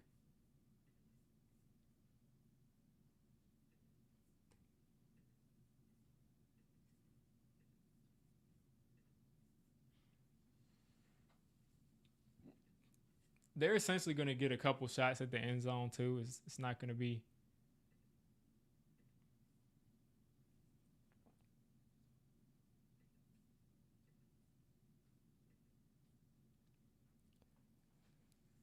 Yeah, these streams are nuts. I don't know what to say about it. JD5 takes off running, gets tackled inside the 5. The Giants are going to try to lean on top of him as we got 15, 14, 3 seconds left, and they're going to clock it.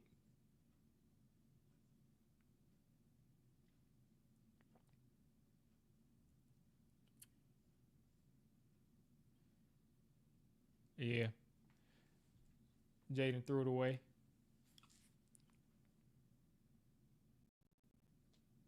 And they'll probably kick a field goal here. Move my camera. I was trying to see the screen. Yeah, that's what I used to turn to. Like, let me just focus on my fantasy.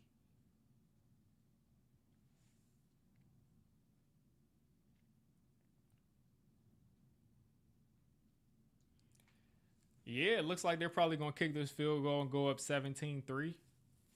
Oh, we went into the half. Wow, I'll take that, though. I'll take that 10-second runoff because he threw it out of the back of the end zone. Carter had him under pressure. So there we go. So we're going into the half 14-3. The Giants defense lucked out because they gave up entirely too much. This first half. Listen, the Giants are going to have to get in the end zone multiple times. I mean, there's no bones about it. They got to pick it up. They got to pick it up. They should have 7 on the board now, at least.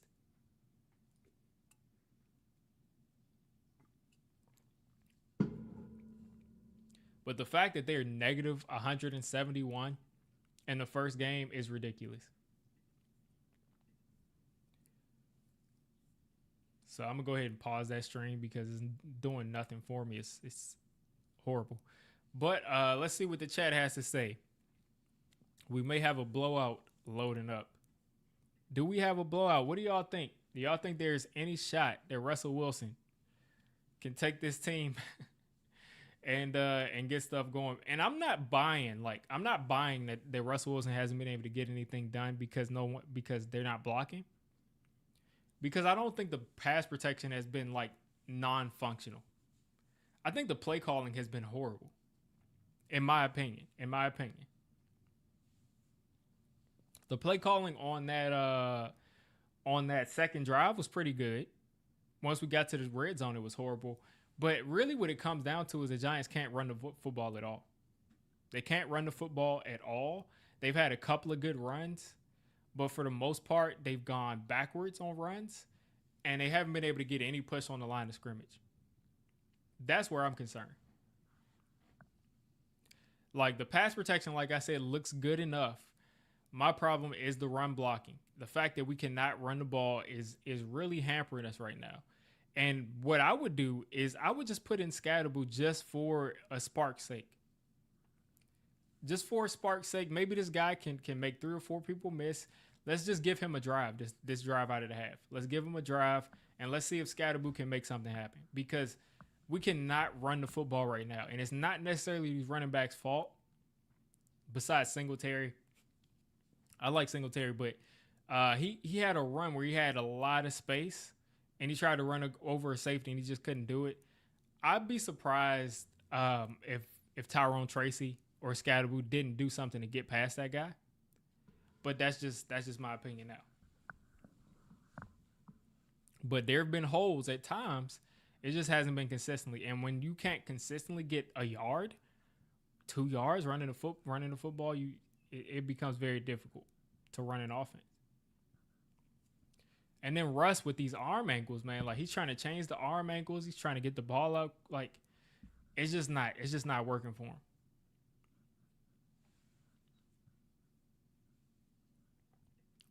When the Giants still can't run the ball, I still don't know why they. Yeah, and that's what I'm saying. And that's the problem, though, is they have tried to use the quick game, but Russ has been inaccurate. It's been frustrating to watch so far.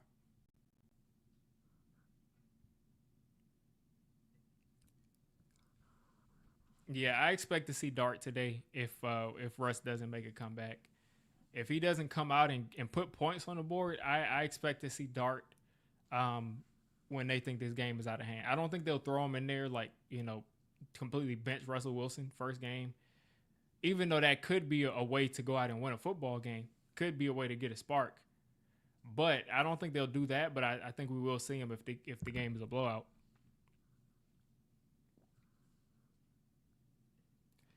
Yeah, I mean, the problem right now is these guys can't cover. They can't cover. Like, they simply cannot cover. Like, Andrew Phillips, I would say, wasn't horrible coverage on that pass he gave up to Daboll. But guys are open. Guys are open. Besides that one play from a Daboll, he's been solid. He's been solid. The one play where he should have given up a walk-in touchdown to Terry, he's been good. He hasn't really given anything up. But Flott is giving up a couple plays. He also was the reason that they ran that ball in to get to 14 points because he did not keep contained. You're the outside corner. You see him jump down to the line of scrimmage and get washed out. Like, just whatever you do, keep the guy inside. So, I mean, he's giving up way too much and that contain issue at the same time. And then you don't have a consistent rush. And I'm not saying that our pass rush won't be good this year because we've got 3 sacks already. We've got 3 sacks already. Abdul Carter just put pressure on the guy, on Jaden Daniels, where he had to throw the ball out of the back in the end zone. And that, that shows that the pass rush is doing their thing. But we're not going to be able to consistently beat Laramie Tunsil. It's not going to happen. We're not going to be able to consistently beat Laramie Tunsil. It's just not going to happen. So I also want to see Abdul Carter get more rush reps. He's barely been out there. If I could look at the snap count for the first half, I would be surprised Like, he's barely been out there. I would be surprised if he's been out there like half the time that the other guys have been out there.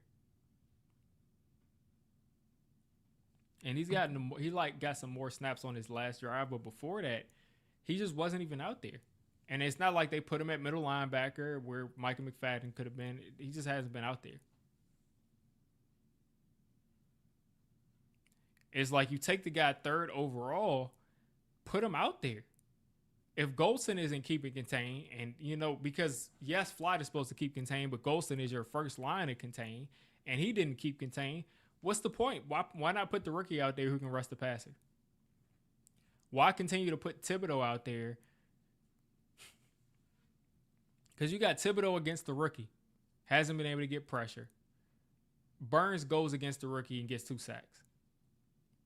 Thibodeau against the rookie doesn't get any pressure. You didn't Thibodeau should have never you might as well just throw Thibodeau over there to Laramie Tunsil and just say push him, which he did a good job of a couple times. But I want Brian Burns and Abdul Carter lined up over Connerly. I don't think Josh Connerly's a bad player. I don't think so at all. I think he'll be a Pro Bowl player. I think he'll be a Pro Bowl tackle, but this is his first NFL game, and he's playing one of the hardest positions that you can play in the NFL. Put Abdul Carter, put Brian Burns over Connolly every snap. Rotate them at that spot. Kayvon Thibodeau is not that guy. He's not going to ever be a superstar pass rusher. That's never going to be him. Throw him over there on the All-Pro. Tell him to push the pocket. Tell him to close the pocket from that spot. Tell him to hold up in the run game, and you let Burns and Carter line up over the rookie and just attack there over and over again. Then you put Burns there, and you put Dex there, and then you put Carter beside him. And don't put Carter there beside him with his hand in the dirt. Have him standing up where he has his head of steam, and let him rush that way. Let him be a guy that if he doesn't get there, he can jump up, swat the ball down.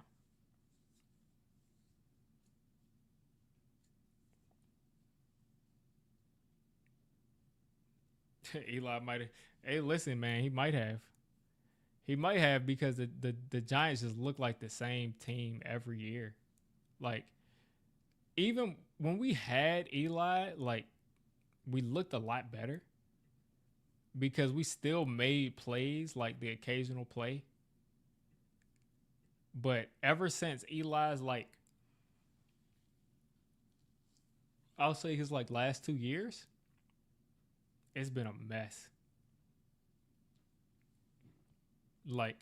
It's constantly just such a very, very, it's just constantly just a very difficult thing to put points on the board, to move the football. It's like we have, I'll pull up the yards that we have today.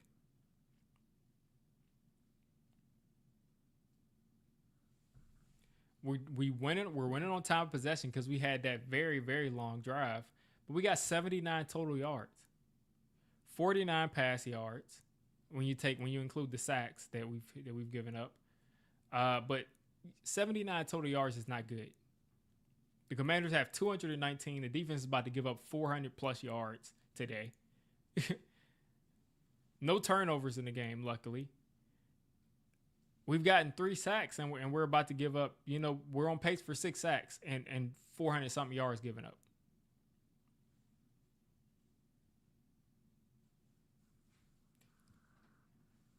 The Commanders have run 35 total plays. We've run 27, and we're about even as far as time of possession goes. But this just isn't good. We're on pace for 140 something yards, 150 yards, 100 and almost 160 yards for the game. That is horrible. We cannot be on pace for 160 yards. Russell Wilson right now is 8 for 15, barely 50%, 58 yards, averaging 7 yards per completion. Tyrone Tracy is averaging 2.8 yards per rush. Singletary had that 1 8-yard carry. But, besides that, he's averaging a yard per carry. Scatterboo has -3 yards. Like, it should not be this difficult to move the football in the NFL.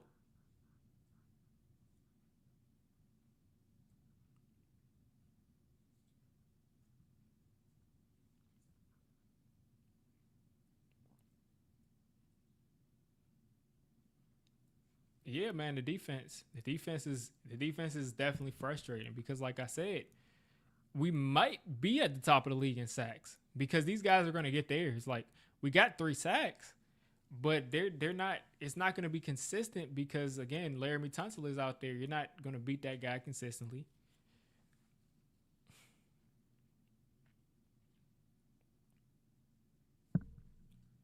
But the secondary, man, they got to step up. Adebo, like I said, has looked solid.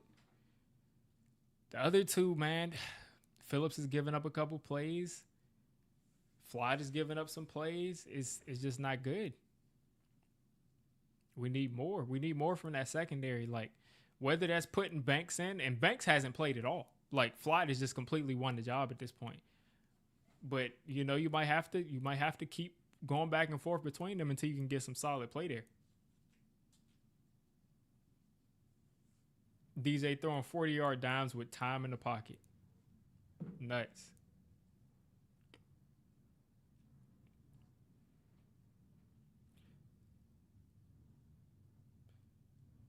Daniel Jones he is 19 for 24, 238 yards, a touchdown, 13 rushing yards, and a touchdown.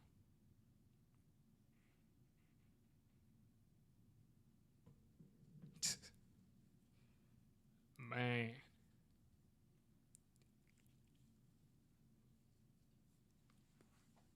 it's crazy that the Colts are already in the third quarter with 10 minutes left. Colts already in the third quarter with 10 minutes left, and they started at 1-2. Yeah, I mean, when you have a line as good as the Colts, yeah, guys can look really good. We'll see how this goes for the full season, but we'll see.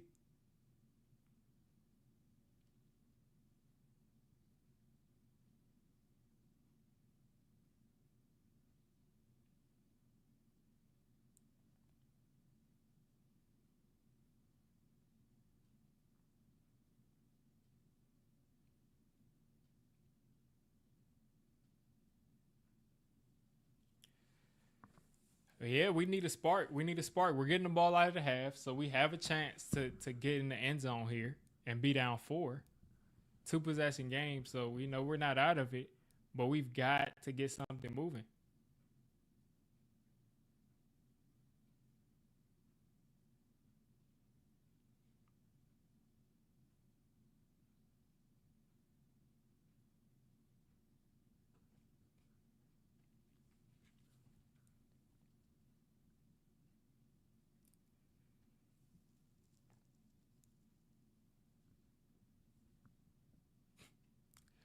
Giants Twitter is done with Daboll. They're already looking at who we should be hiring next year.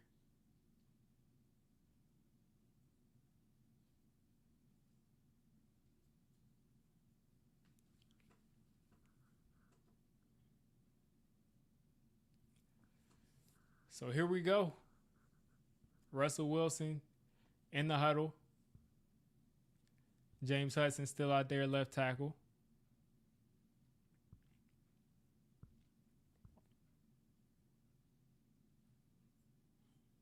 Let's see if Russ can get the yards up this drive.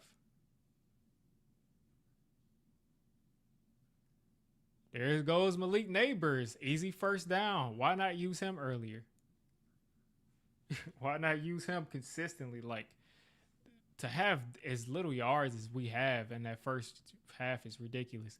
Let's keep it moving though. There's nobody on that Commanders defense that can cover Malik Neighbors. Darius Slayton should not be shut out either. He's in the slide here. Wandale's at the top of your screen. Leaks at the bottom of the screen. Bellinger in there at tight end. Pitch to Tyrone Tracy.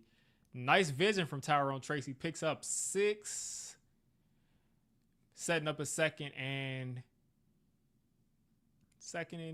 short medium. Second and 4.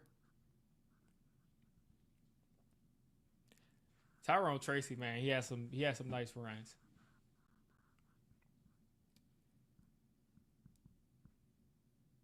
Second and 4 here in the shotgun. Malik Neighbors at the top of the screen. Commanders in this cover 2 shell. Hand off to Tracy, and he's going nowhere. Third and 4 coming up. Got to be able to get at least a yard on these run plays, man. Running out of the shotgun hasn't worked yet. It hasn't worked one time.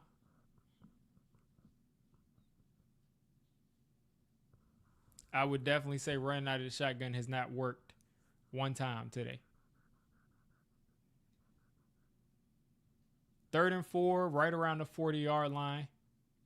Malik Neighbors in the slot. Wandale moving into the top slot. 4 wide. 4 seconds on the play clock. 3, 2, 1. They look like a false start. They let it get away, and Russ is just going to go down.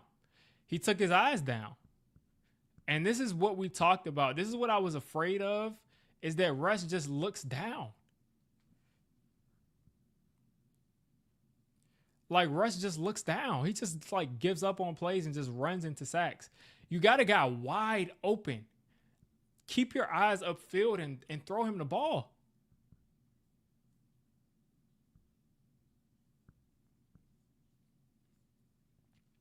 That is not a good rush from the Commanders. Like, Russ could have thrown it to a wide open guy. He just ran into the sack.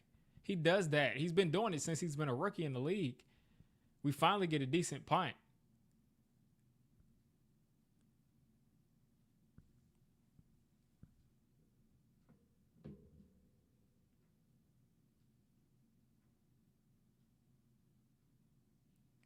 There's no way that Russell Wilson is going to last a month if he's going to play like this. There's just no way.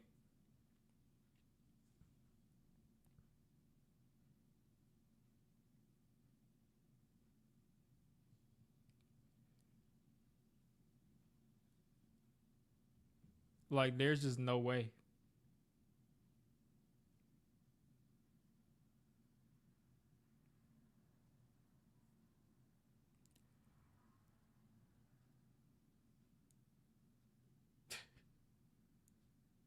I just saw the sideline throw from Daniel Jones to Alec Pierce, man. All I can say is whatever. I don't even know what to say about that.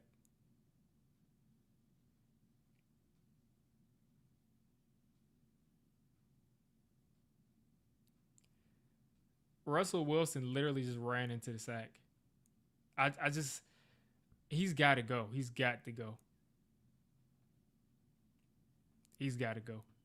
I mean, he can't like in the NFL, the issue that we've had since Eli Manning's end of career is that we got guys that cannot navigate the pocket. We got guys that as soon as there's pressure, they run into a sack. We can't keep going out there like this. I don't care if Jameis goes in, but if Russ can't improve, if he can't make plays, and I knew he was going to run into sacks. That's what he's done his whole career. But if he can't make plays and he's running into sacks, he's not going to be here for long. He's not going to be starting for long.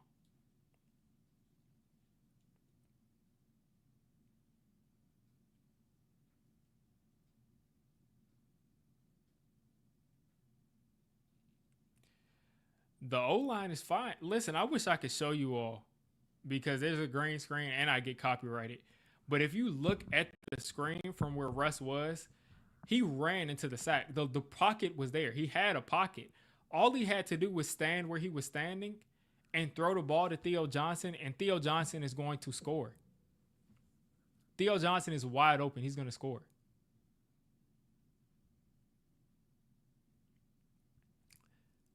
Like, just throw the ball. There's no reason to run into the sack.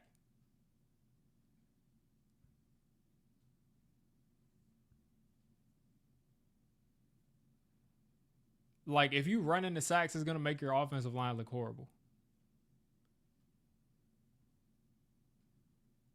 That was a nice play by Jaden Daniels, man.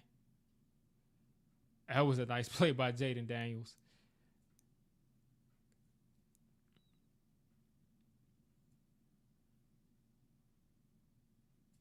Malik Neighbors is heated.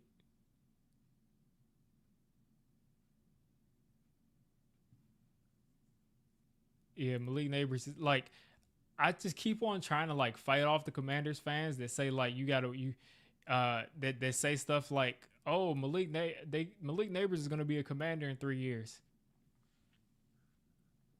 Can I really say that he won't be a Commander in 3 years?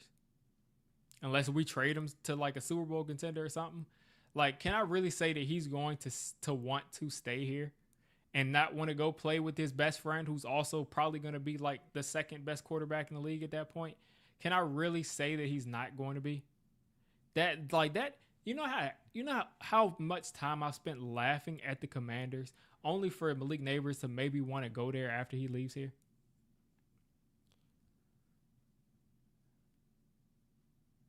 Nice save by Krosky Merritt there.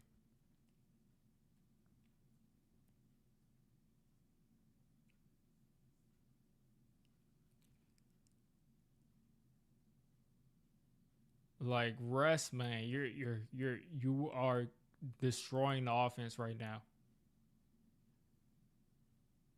Destroying the offense right now. Like, this is gonna be a game that once Dart gets in, I promise you, people are gonna be like, we win that game if Jackson Dart played.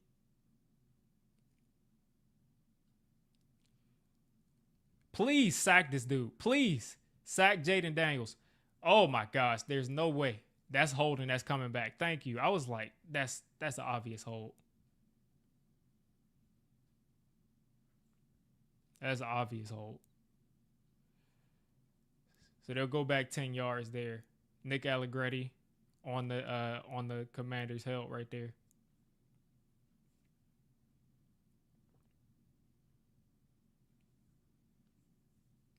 Yeah, the Giants.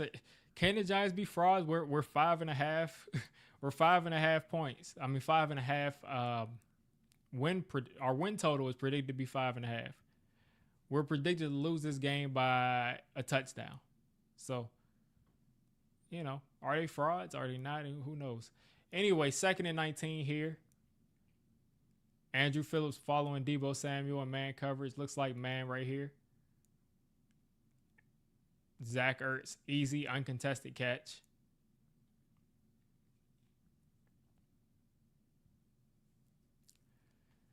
We should not have to deal with this 4-0. How quickly can we get Jackson Dart in the game? Because I'm fine. If the defense wants to be trashed, that's fine. Like, defenses are bad all the time. We're going to get a bunch of sacks. We're just going to do it because they're good players. They're going to get theirs.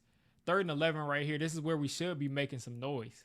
This is where, like, I literally, like, stayed up and dreamed about on 3rd and 11.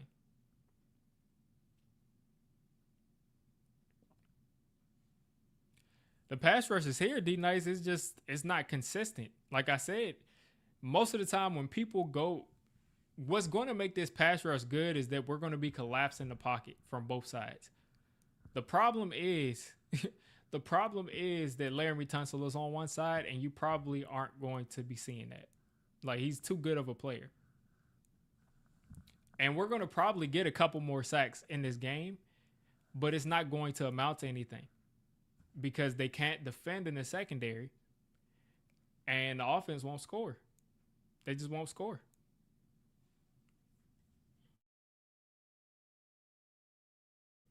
Here goes 3rd and 11.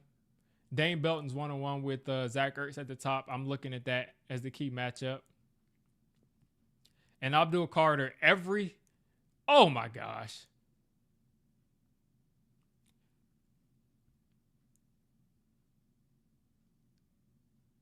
Zach Ertz literally shadowed that's a drop, man. Thank you. I was like, that was a ridiculous catch from Zach Ertz, but that was a drop. Like, Holland, this is who should have been covering the dude in the end zone. This is Holland should have been covering the dude. Holland should have been covering Zach Ertz instead of Muasau in the first quarter. That's a clear drop.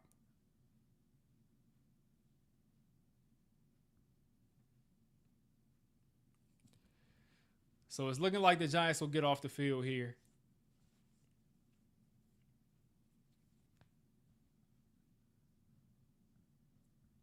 Zach Ertz knows he dropped it, so he's coming off the field.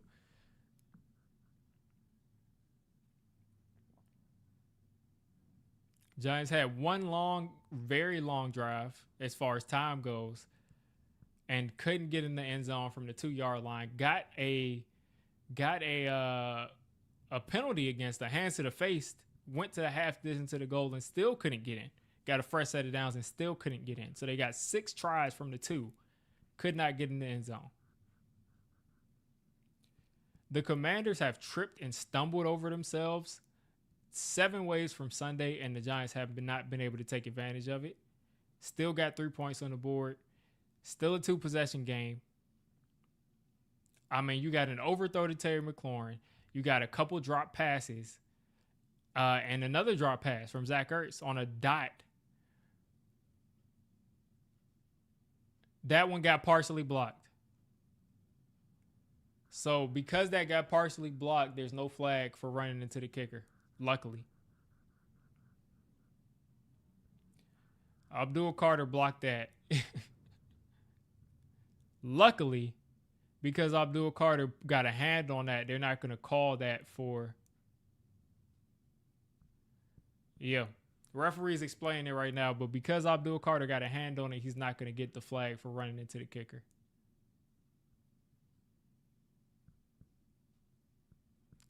Man, if he'd have been able to get, like, if it would have hit here instead of here, it'd have been going the other way. But that's why you take a dude like Abdul Carter. He's going to be fine. Having a tight end trying to block Abdul Carter is easy money. What kind of thing? Bowen is playing a lot. He's playing a lot of cover 3. He's playing man on 3rd down. It's just too lackadaisical for me. I want guys getting pressed at the line. They don't have to get pressed every play, but I want guys being a little bit more like aggressive. Like the bend but don't break, fine. That's fine if you have an offense that can actually score some points. But we can't score any points, so we need to be aggressive. We need to be forcing turnovers. You don't have to be sending all-out blitzes or anything because I don't trust Flott to hold up from what I've seen today. But let's be a little bit more aggressive.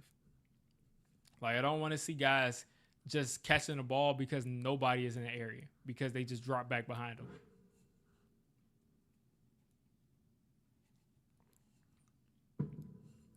Like, the Commanders were just on the 3rd and 9, right? They were on the 3rd and 9 because Zach Ertz got to catch a 10-yard pass to play before. Why not make them a 3rd and 19 team? Why they have to be at 3rd and 9? Like, why not have them be at 3rd and 19? You know, why give up that catch? And it was uncontested because they literally just sagged behind.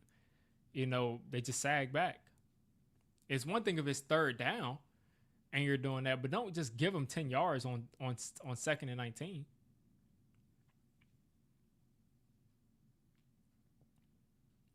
That's my problem with Bowen. And also my problem with Bowen is some of these matchups, man. Like, we got to do something. If Zach Ertz gets matched up on Muasau or Okereke, you're moving the zone. It's zone coverage at that point. There's no way, like, go to cover 3. Don't go to man because that's not a good matchup. That's a horrible matchup.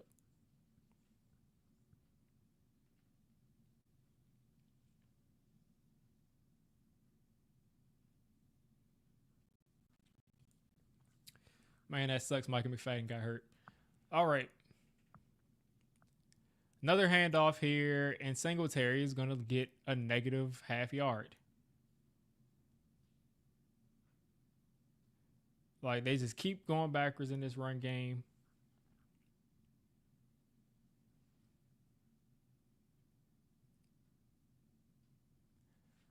and my stream is frozen once again.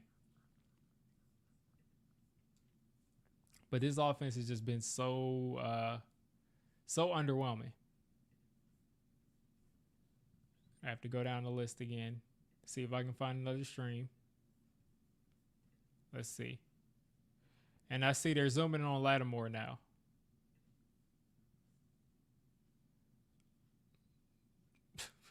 So there goes Leak with a double move, and he finally had a shot to make a play, and Russ underthrows him. That's such an easy play for Lattimore to make. He put it on Lattimore's shoulder, front shoulder. If he wanted to, he could have turned around and caught that interception. All right, inside the 30, 3rd and 10. Once again, the Giants in the 3rd and long. Russell with a lot of time. He's going to hit the check down, and Theo Johnson is going to have another drop. Yeah, Theo Johnson at this point, man. At this point, Greg Dulcich should have been kept on the team because Theo Johnson is not that guy.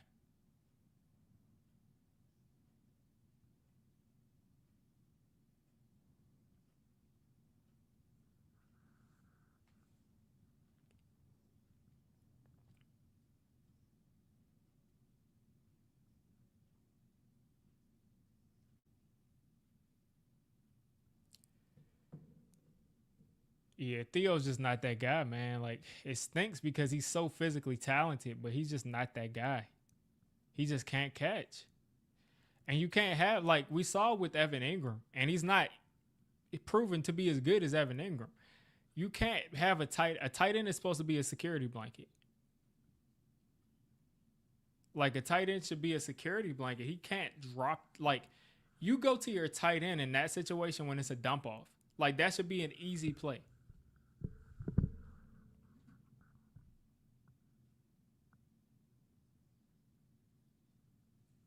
But Rush is definitely washed. I mean, like, there's nobody open downfield. There's nowhere to go downfield. Fans are going to be calling very loudly for Jackson Dart.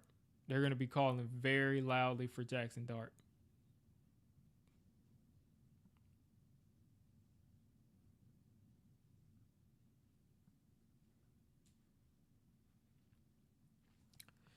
Shout out to Bobby Skinner over at Giants Nation. He says on Twitter, he says the Giants have been outscored 67-6 in the first half of Week 1 under Brian Daboll.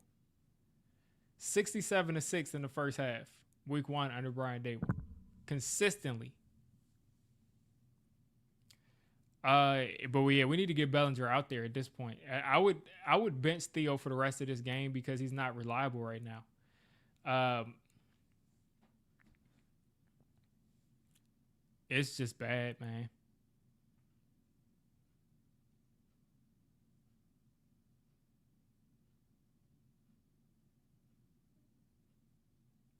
Russell Wilson looks just like Daniel Jones, except he can't run.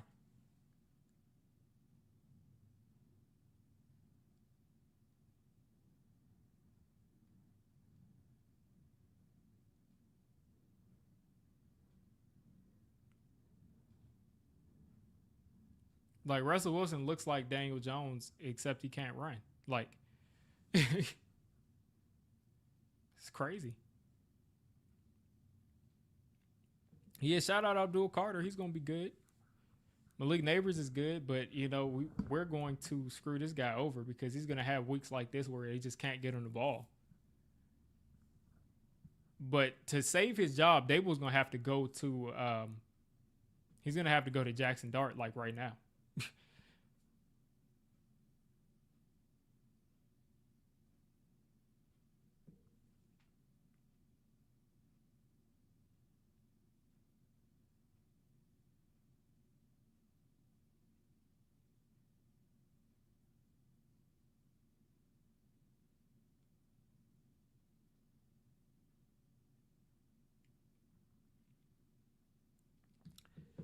I'm telling you, Dart is just...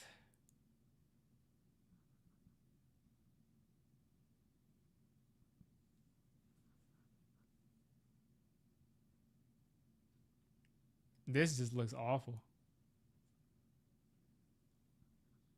So Debo's giving up one catch, two catches to Terry. Nothing crazy, but that's way too much time. I mean, you got who was that? Galston rushing after him. Couldn't keep contained. But yeah, expect to see the good thing about this for a lot of fans is that they're going to see Jackson Dart in short order.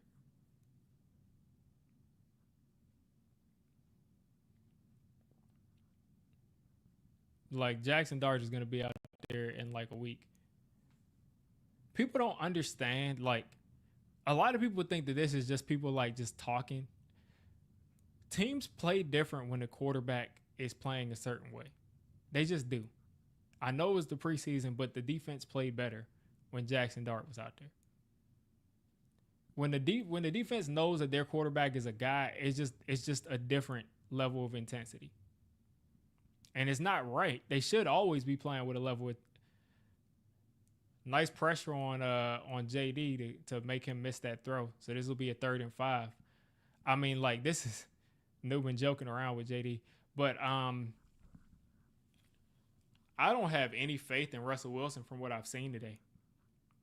I had a ton of faith. I felt like Russell Wilson could come in here and make this offense at least like league average, but it looks just as bad as the Daniel Jones days. It looks just as bad.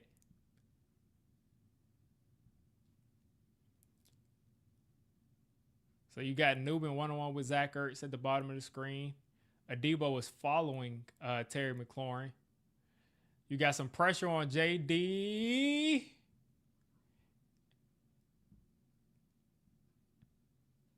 And it looks like Adebo with another nice snap against Terry McLaurin. Let's see.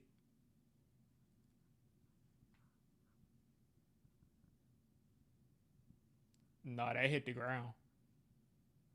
Nah, that was on the ground, man. That looked like that was on the ground. Man, I'm not trying to do this, man.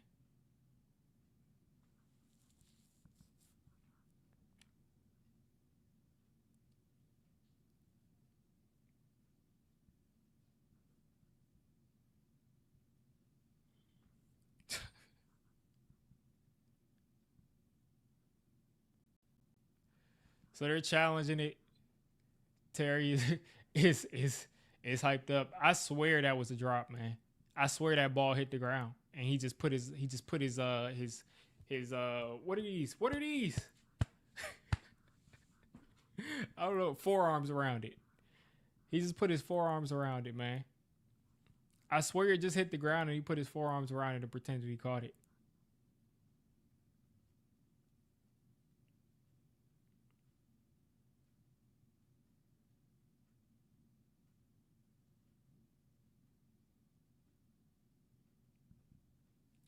That shouldn't be enough to overturn that, though. I swear it shouldn't be enough, but it will.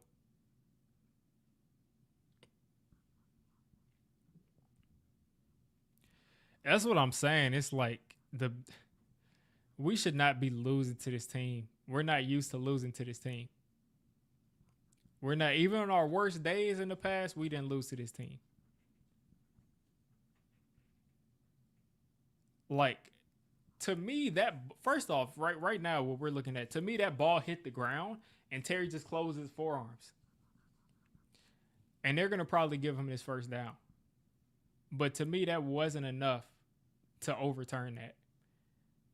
That shouldn't be enough to overturn that because it clearly hit the ground. Like it hit the ground. The question is if it hit the ground after he controlled it or before he controlled it, and that's tough to tell. To me, it looks like it hit the ground and then he just closed his arms.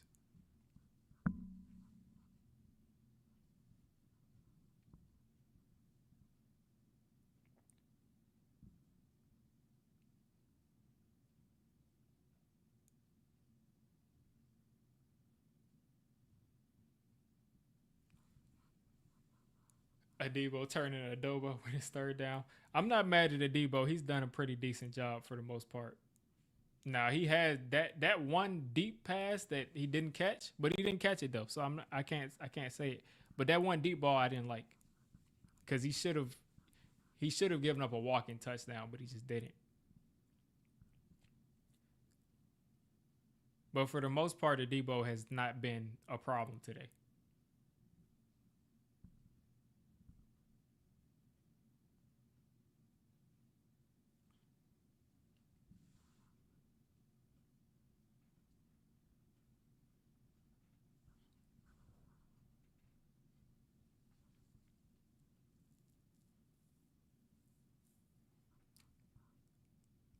Yeah, they tried to overturn that. It just wasn't enough. Yeah, I'm not. I'm maybe Dexter Lawrence is thinking about like the fact that his wife is close to having a baby, and he's just not in it. But I have not seen the regular Dexter Lawrence because double team, schmubble team, Dexter Lawrence has been unstoppable for years, and he just does not look like a guy that is even playing right now. A double has never stopped Dexter Lawrence from doing anything.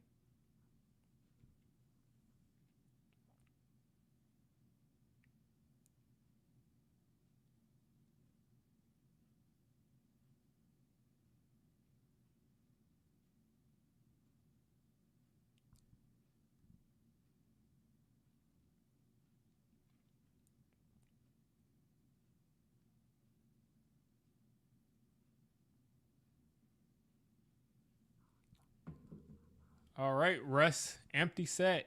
He's got time and he's going to run into a sack. I just know he will. Russ had a pocket. He retreated, ran around into pressure, and then threw the ball away. All of these throws you're seeing from Russell Wilson, for the most part, he could have done better. On a couple of them, it is what it is. But I'm telling you, a lot of these throws he could have gotten off.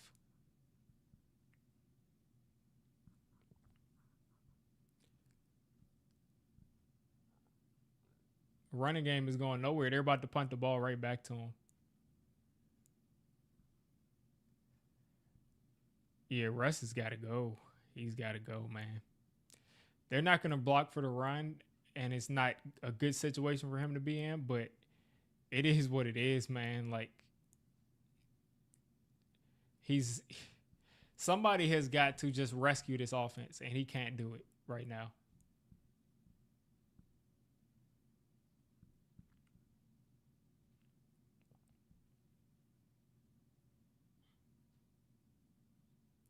There's Wandale picking up a first down. He's the only guy that's getting stuff done.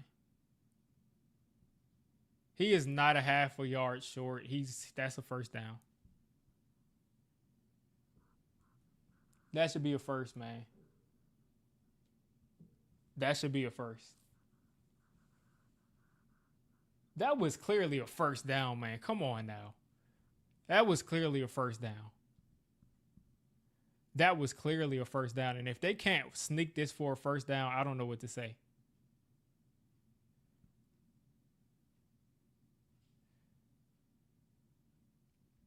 That just makes me mad that we even had to run that sneak play because that was a clear first down.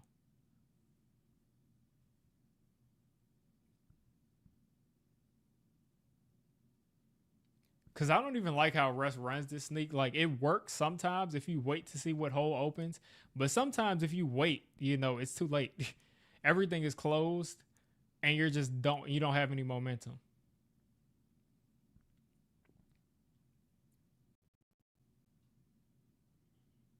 All right, so we need some type of a chunk play this drive if we're going to score.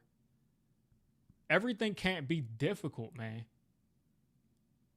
Play action. Russ is stepping up. He's taking off to run, and he's going to fall forward for about 6 or 7.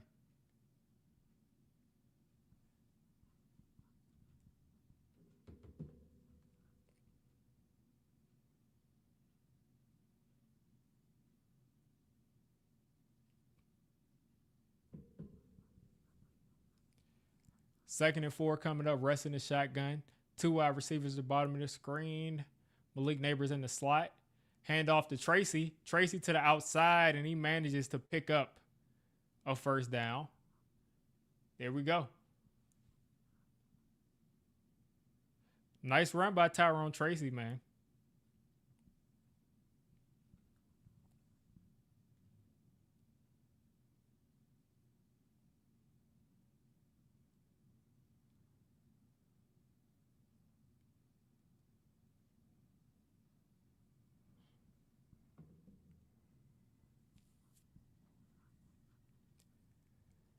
All right, they're taking Samer still off the field, man. Like, listen, the Commanders don't have a good secondary personnel wise. They got a great scheme, but they don't have a good secondary personnel wise. Like, with Samer still coming out of the game, something should open up. He's their slot, but something should open up.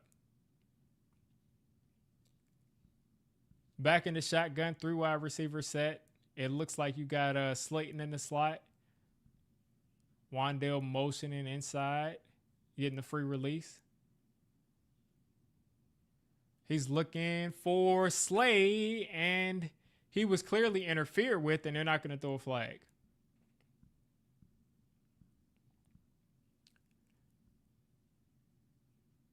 I didn't like that throw from Russell Wilson, but at the same time, Slay got his helmet grabbed, and he got interfered with.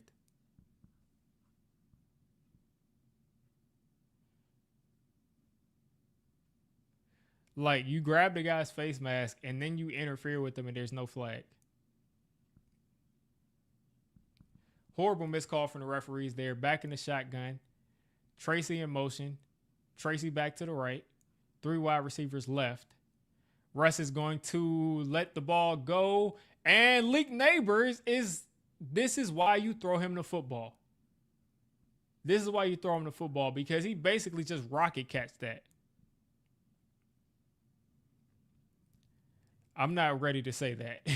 I'm not ready to say that until we see this for a full season from DJ. But he was not playing well here. 2 things can be true.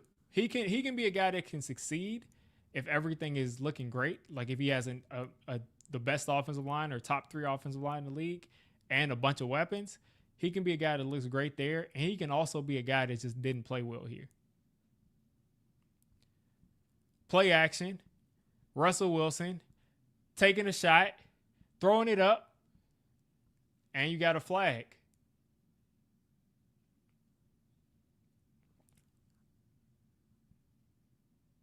Let's see what the flag is.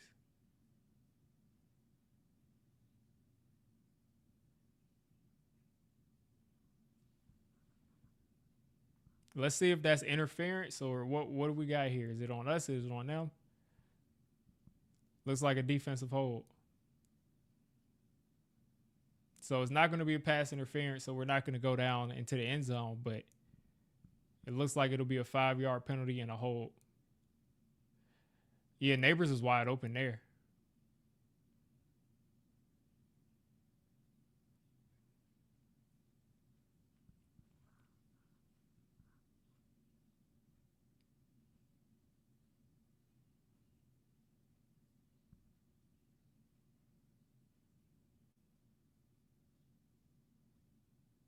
Slay has been in the blender today. He got held just right now, but I mean, Slay is no catches.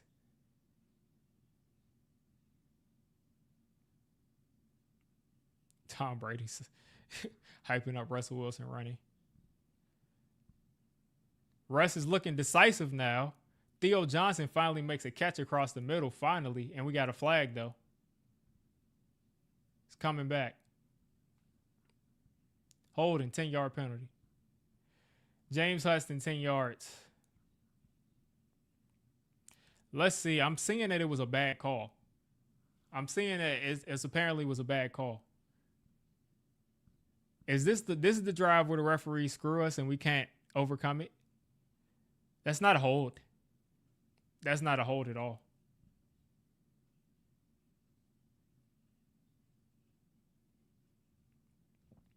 That is a horrible call.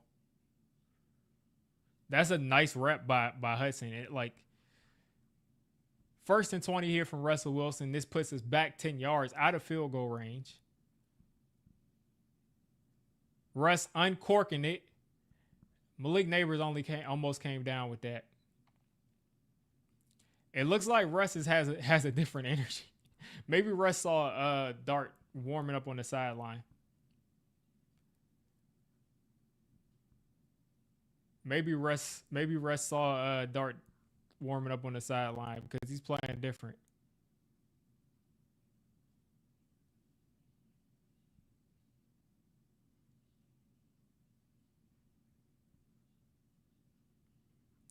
2nd and 20. We got to at least get back in field goal range.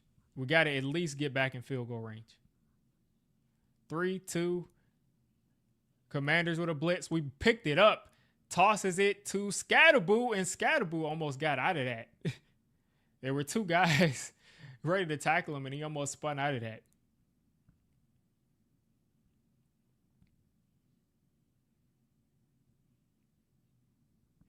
Let's see. We're still in the 3rd quarter. 2 minutes left to go. 14-3 game. A field goal makes this a 1-score game. At least Leak is at 54 yards today. 4 catches, 54 yards, 9 targets. That's funny. All right, shotgun. 4 wide receivers. Theo Johnson at the bottom of your screen. 4-man rush. And Russ gets the ball batted.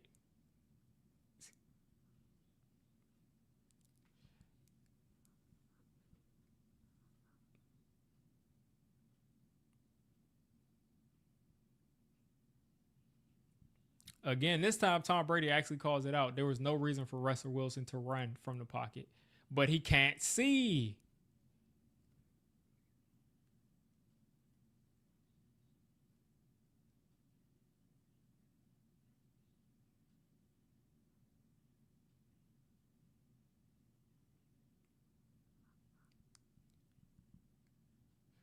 Graham Gano barely put it through. 1 possession game. We're still in it, folks. We're still in it. Maybe we got something in it. Maybe we got something in us.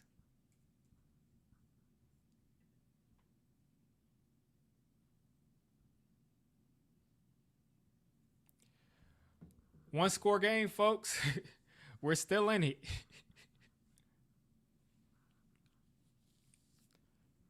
I think Russ is leaving the pocket a lot of these times for no reason because he can't see over the line. When he was young, he could run out of the pocket and make 3 or 4 guys miss and make something happen, but I think he really just can't see over the line.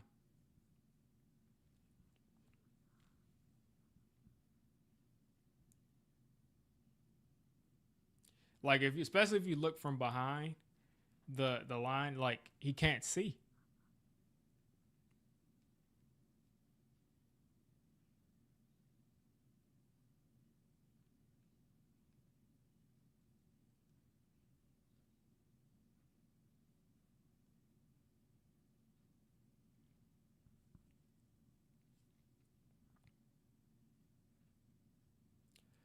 We should be at 10 points at least.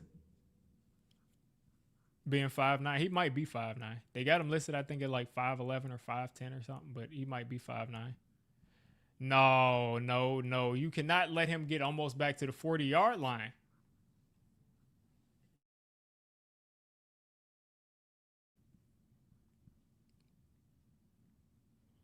The problem is that like when Russ was younger, he could run out of the pocket and make a couple guys miss, but like he's just not that guy anymore. Like he's at the point in his career where he can play.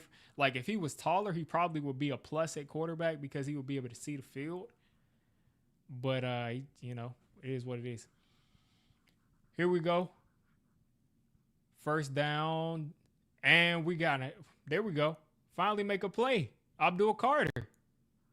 Tackle for loss. Loss of 4 right there, I think. Let's see.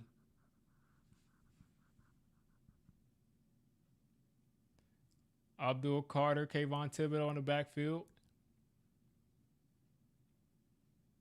Kayvon Thibodeau, nice play in the run. All right. Looks like you got Abdul Carter lined up against Tunsil.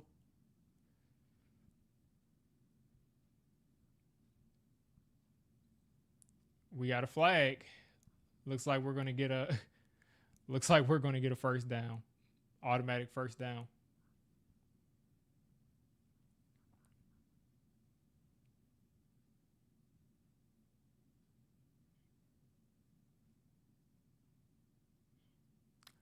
Was that Holland?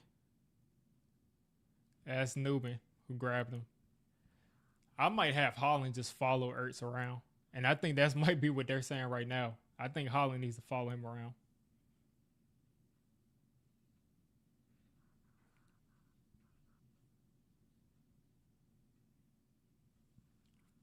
All right. Here at the 40-yard line, 1st and 10. Fresh set of downs for the Commanders after we made that play. Abdul Carter in his face. And we got a swarm here from Deebo Samuel. Abdul Carter, man, put a nice move on Laramie Tunsil. JD got rid of it. Deebo Samuel picks up 4, I think. Yep, 4 yards. That's me looking around my computer screen when you see me doing that.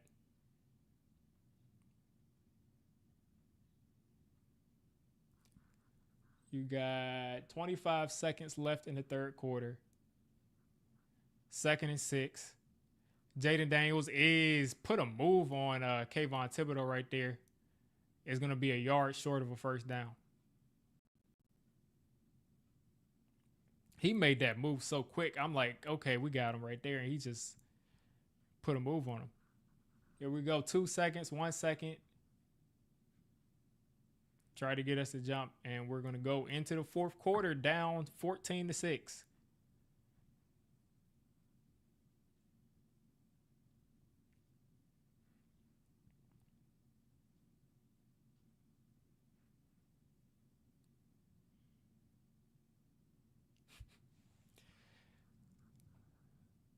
Yeah, I'm glad Abdul Carter showing up.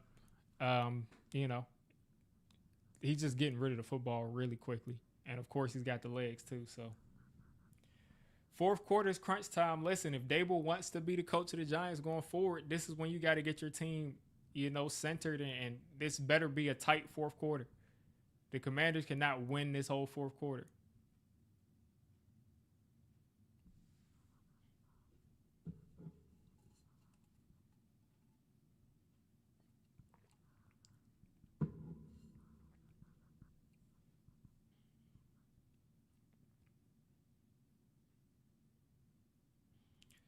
Let's see. Apparently, Daniel Jones today has, 4 touchdowns, 3 touchdowns, something like that.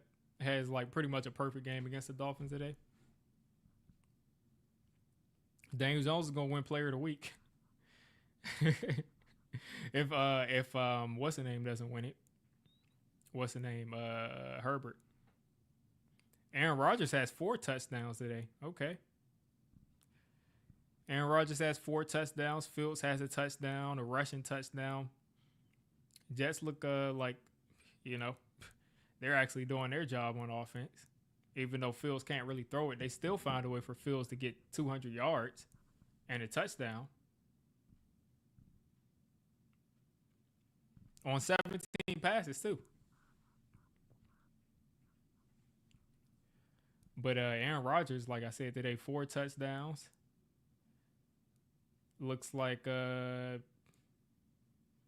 Daniel Jones, 1 touchdown passing, 2 touchdowns rushing, 26 yards rushing, 257 passing, 21 for 28. A clinic. 30-8 up on the Dolphins. Man. Like I said, I like Daniel Jones as a person, man. It's good to see him succeeding, but we definitely have got to step up this fourth quarter. Defense has to step up.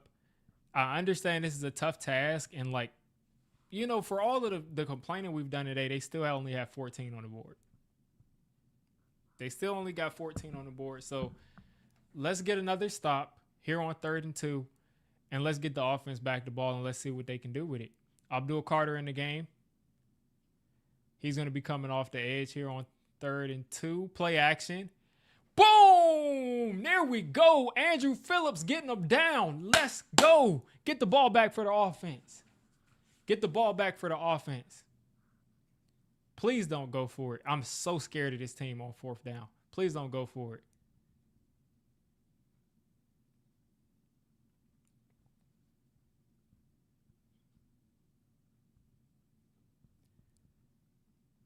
Let's see, 4th and 2.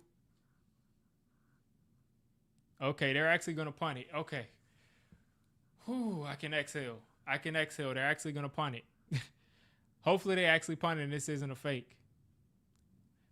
Tress Way's going to punt this. The Giants are going to start at the 13. Olszewski picked it up off the bounce and returned it for like 2 or 3 yards. All right, long field. Let's at least let's try to get in the end zone. Let's try to get in the end zone. Let's try to get Malik Neighbors the football. Let's try to get in the end zone here. This is what, like, if Daboll wants to be a head coach in this league past this year for the Giants, because he'll probably get another opportunity. He's pretty young. If he wants that opportunity, this is the time where his team should step up. This is the time where his team should step up.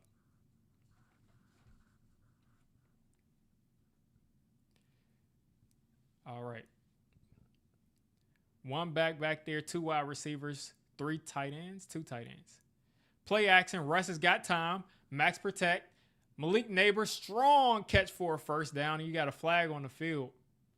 We'll see if they call offensive pass interference or something.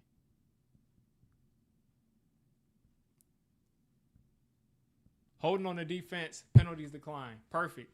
I thought they might call a push off on Leak or something, but him one-on-one against Amos, really strong hands coming back to the ball. Nice hand fighting. High pointed it. That's just a beautiful throw and catch.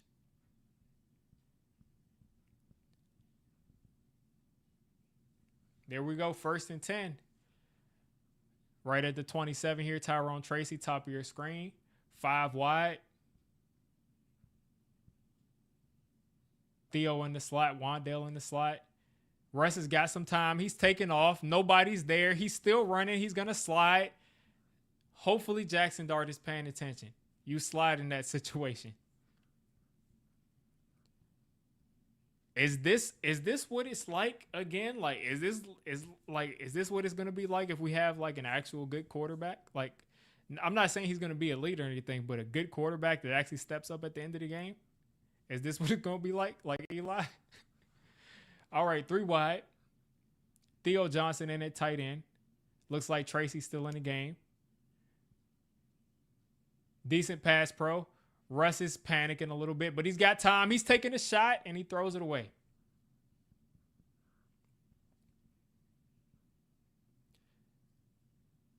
All right, they're saying we got a game break, and nothing's happening. Supposed to be checking in with Carissa Thompson, but nothing's happening. Oh, okay. I think I'm on the British channel, so I'm not seeing what's happening. I'm not seeing what's happening because I'm on some British channel. Okay. 2nd and 10. Shotgun.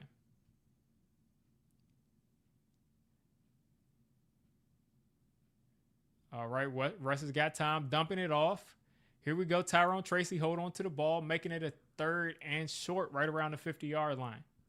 This is a 2 down. We got 2 more downs here. So if we can get close to the 4th down marker, we're 100% going for it. But let's just go ahead and convert right here on 3rd and 4. Bo Collins in the game.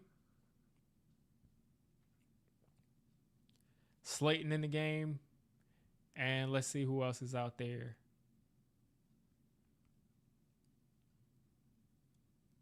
It's 5 wide receivers and a running back in the game. Or no, okay, 4 wide receivers. Okay. I was like, that's too many players. Russ getting rid of it, and he's going to be a yard short, and he just fumbled the football. Tom Brady just jinxed us. Tom Brady just jinxed us.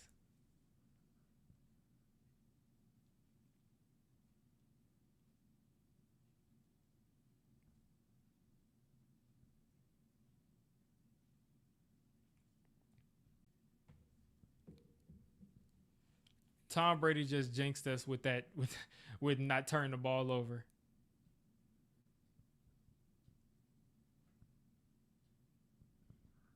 That's going to stand as an incomplete pass if they review it.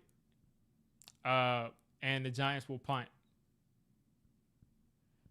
Man, that's so unfortunate because you get a guy the ball right there in that situation. You're expecting him to turn that into a 1st down.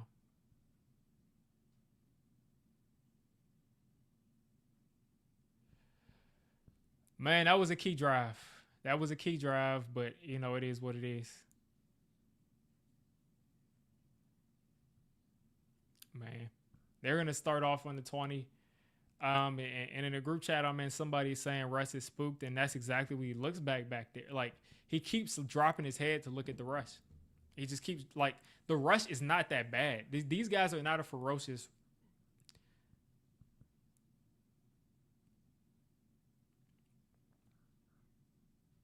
Like he keeps dropping his head.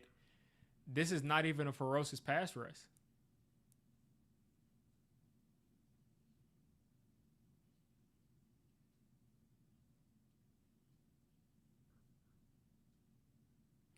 Like at this point, hang it up, man. Like he's just not out there to to make throws. He keeps looking down at the rush, not at the rush. He's the rush, but he keeps looking down at the offensive line, seeing if he's about to get hit. Like it's messing up the offense right now.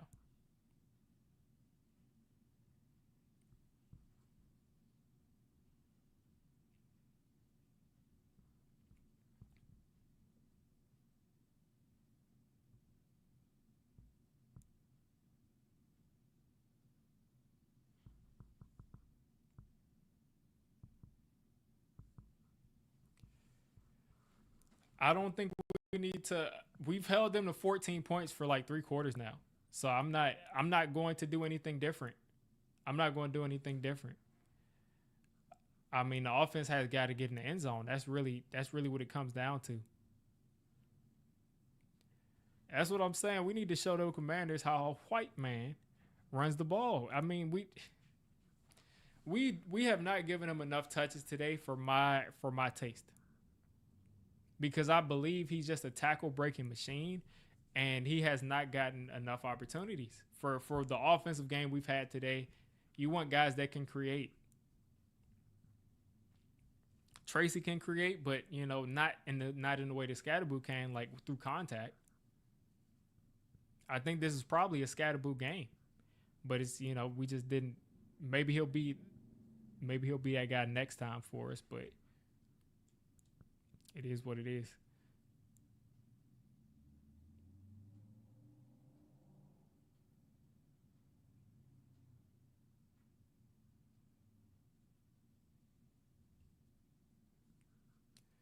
But listen, if Russ is going to continue to look at the rush the way he is, and this isn't even like a pass rush that is problematic right now, then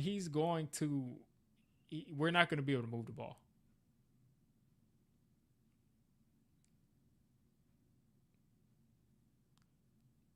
Play action here from JD. He's got forever. He's going to take off and run, and he's going to go outside. He's going to pick up a first down.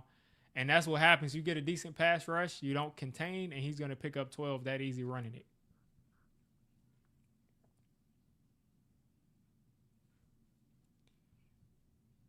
Yeah, why do they have all those why do they have all of these bums on the defensive line? Like this is the weakness of your team. You got DJ Davison out there. You got Nacho out there.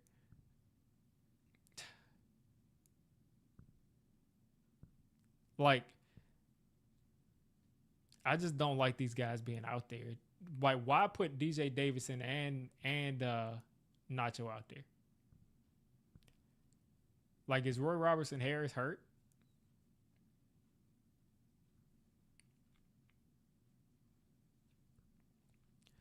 All right, 2nd and 8. I'm liking the way the pass rush is starting to come alive here in the third and fourth quarter. Too much time there. Zach Ertz, easy over the middle. Commanders approaching the 50. Listen, you can only hold them down for so long. You can only hope that we hold them to 3 instead of 7. I just hate the fact that Zach Ertz is still making catches against us. Like the fact that this dude had to go to Washington of all places and then like have a complete resurgence because he wasn't even making those types of plays at the end of his career in Philly. And all of a sudden he's Mr. Reliable. Like he's just back to being Zach Ertz prime. Get Eckler down on the field. Man, like come on now. I think Eckler's going to get 4 yards there on first down.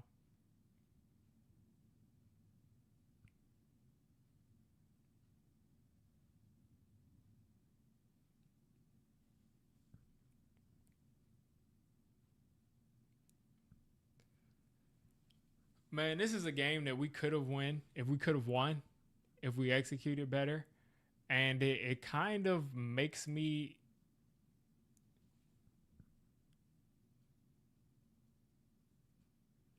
way too much time. Abdul Carter just got Brian Burns just got held.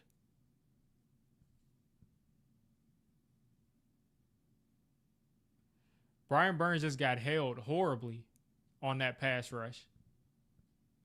And I think they might have thrown the flag on the second time he got held.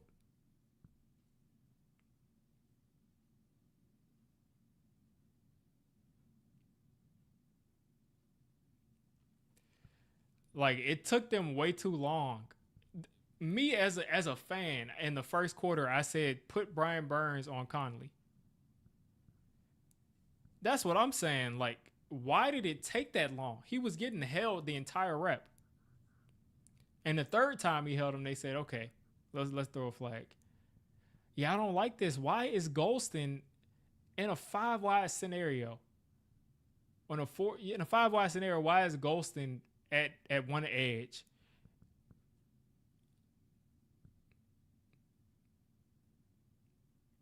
Jaden Daniels just took off and ran into his own line.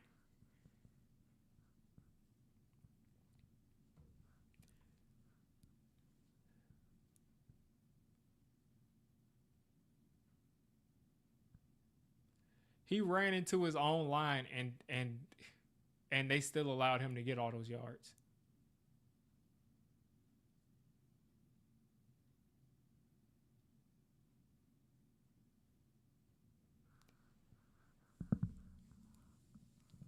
So the Commanders are now over 100 and 20 something yards, 130 yards now, 3rd and 5 coming up.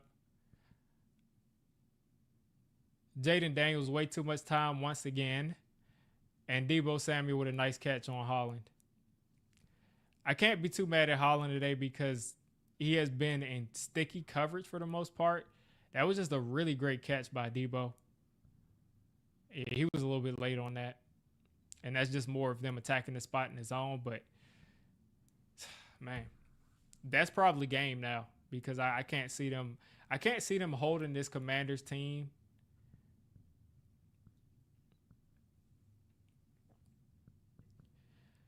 Yes, that's a big part of what they're doing. And the thing is right now, we have Golston out there. We don't have hitters out there. We got DJ Davidson and Nacho and Golston out there, and we're wondering why we're not getting a pass rush.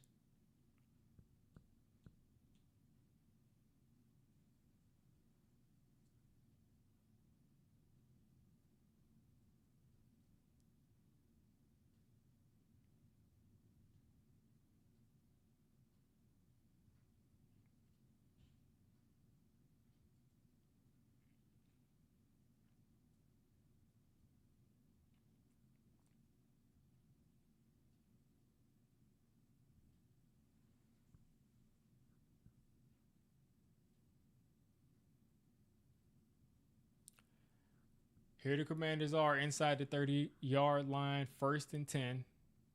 They've pretty much done whatever they wanted to on this drive. The defense has kind of held up the last couple drives, but, I mean, you can only stop this offense for so long.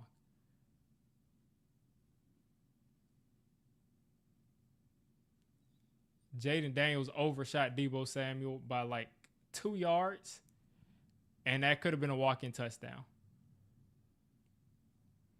But guys are way too open. I can't wait to look at this all 22 because guys are just way too open in this zone coverage.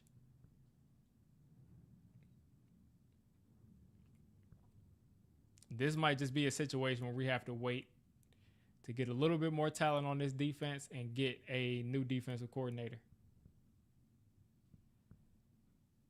False start here on 2nd and 10, so that'll make things a little bit easier.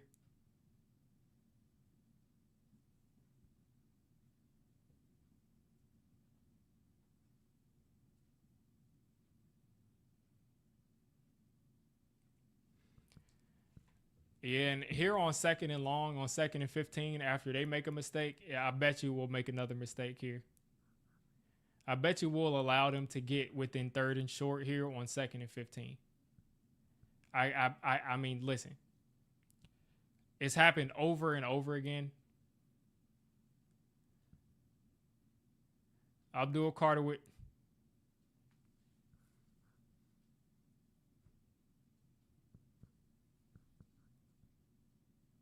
you allow Austin Eckler at 63 years old to catch the ball at the line of scrimmage, juke out Bobby Okereke, and then proceed to make 5 or 6 people miss and run through the contact and spin around them twice. What nobody wrapped up right there. Okereke missed them twice. Okereke does not need to be in this defense.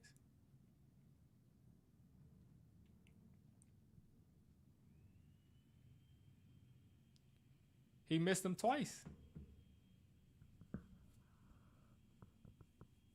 The play clock expired right there. They let him get it off.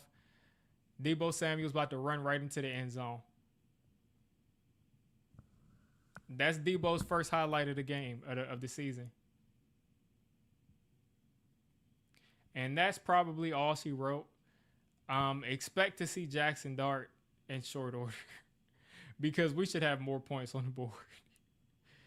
And like our defense, I'm not gonna say I'm happy for how they've played, but the fact that they only have 21 points on the board right now, when in reality, this is going to be a top offense this season.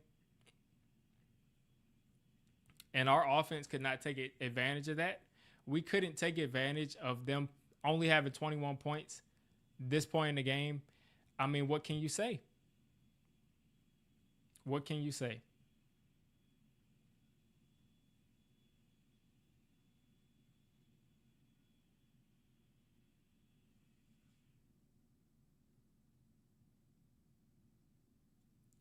Like this should have been a game that we could have won when our defense again did not play that well, but at the end of the day held them to 21 points.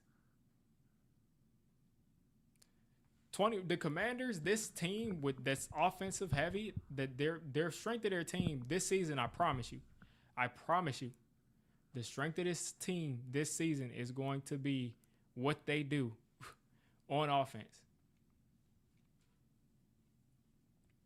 And to leave this game saying, okay, we held this offense to 20-something points or 21, or maybe they might score 24. We held this offense to 21 points or 24 points, which, 24 isn't that good, but 21 points I think is pretty decent, especially at this point in the game. We held them to that and held them like completely where they couldn't even move the ball for the majority of the third quarter, and our offense couldn't capitalize on any of that. The defense's issue with me is that the Commanders had false starts. They had dropped passes. They hurt themselves multiple times. We sacked them multiple times, and we let them get right back in there on the next play every time.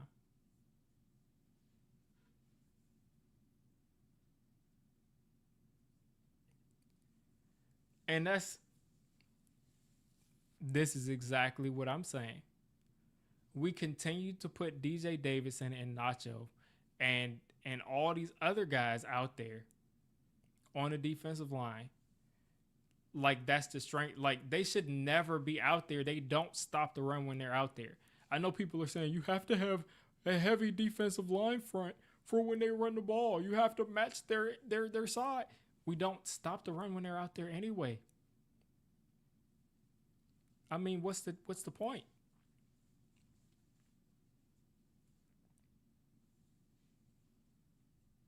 Yeah, and they just let them run that. They let them run that ball. They let them run that play that they scored a touchdown on. You usually have a split second after it hit zero, but it was well after that, and they just let them snap that, running into the end zone. There were two bad plays too, two bad calls on the play that the drive that we had that we scored our second field goal on.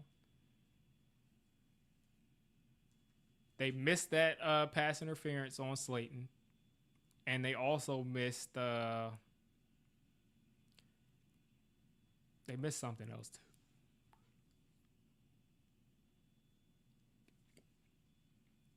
I feel bad for the Giants fans that are taking the train back tonight from this game. Because like just think about it. It's not just any team, it's the Commanders. Like this is a team that like I used to pick when I used to want to go to a Giants game, I would say I'm picking the Washington football team or the Redskins because I know we're gonna win.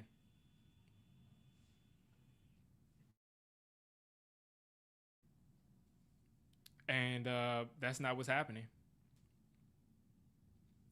Who we tanking for? It's no tanking this year unlimited. It makes no sense. It makes no sense to tank when you got a rookie quarterback. I mean, just let him just let him do his thing. Like let the rookie quarterback go out there. If like Jackson Dart looks like irreparably bad, then maybe. But for the most part, you just want to see him go out there and play well. Let's see, 5 wide here from Russell Wilson. Russell Wilson running away. He's going to take off here and slide, and he's going to be 2 yards over first down.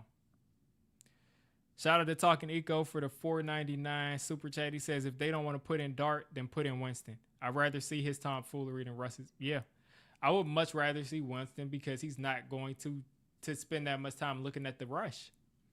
Like Russell Wilson is like, this is inexcusable. Like I thought we were going to get a quarterback that wasn't punch drunk like Daniel Jones is.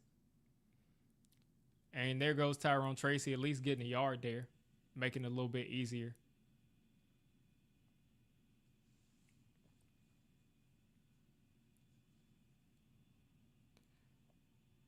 Yeah, I mean, but Russ, it seems like Russ doesn't like no huddle. I mean, because they run no huddle when Jackson Dart is out there, but Russ, it seems like he likes to be in the huddle. Russ is 14 for 29 for 129 yards, man. That's horrible. Russ taking a shot. Wandale dropped it. Wandale dropped it.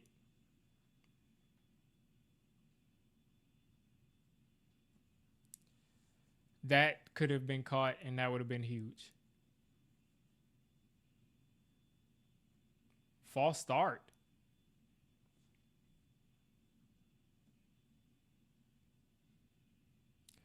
The O line has been giving Russ time for the most part. It's like the O line is going to look bad when your quarterback is holding the ball and then looks down to see if he's about to get hit. Then at that point, yeah, like you're wasting time. That's like 1 or 2 seconds that you're spending not like it's the offensive line today and at times has broken down, but for the most part, the protection has been there. I don't know what's going to happen on this next play, but if for the most part, Russell Wilson has been looking down at the rush, and that slowed down his ability to make plays downfield. 4-man rush here. Wandale Robinson, nice catch on the sideline, man. If Russ took a little bit off of that, Wandale would have been able to catch that and keep running. Oh no, that was because the dude fell down. So that was the right throw to make because he didn't see that the guy had fallen down yet.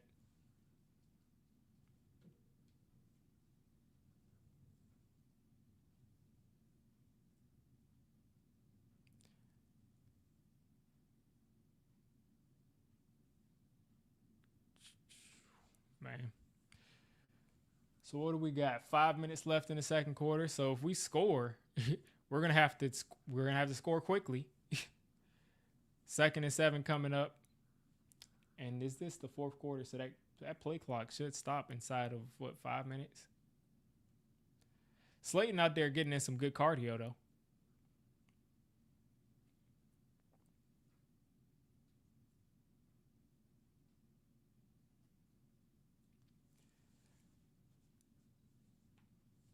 All right, 5-4-3.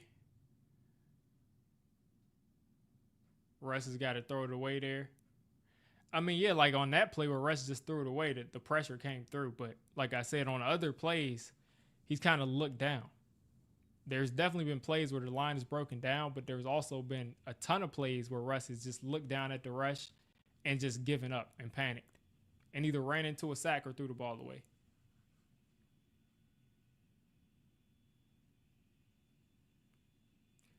I'm going off of what my eyes see and what Tom Brady said. I'm going off of what I'm gonna go on what my eyes see above anything. But like I said, also Tom Brady has mentioned that Russ has been bailing from clean pockets. Nice shovel there to Tyrone Tracy.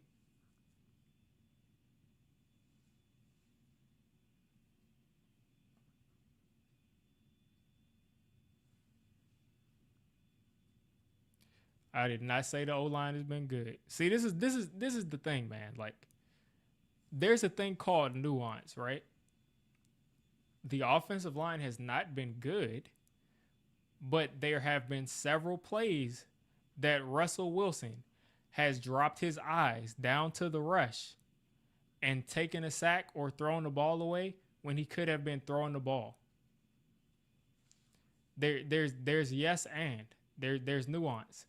Right here on this last play that he just threw it up and just threw an interception, there was no protection at all. It was an all-out blitz. The offensive line collapsed right there.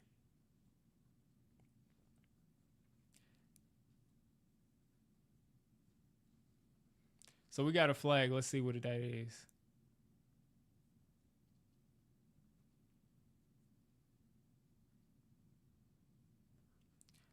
Looks like they're going to save us with a hit to the helmet on Russ. So they're going to save us here. So we got another life here.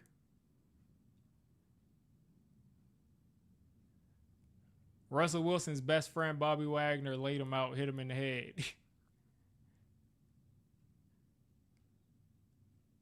Yeah.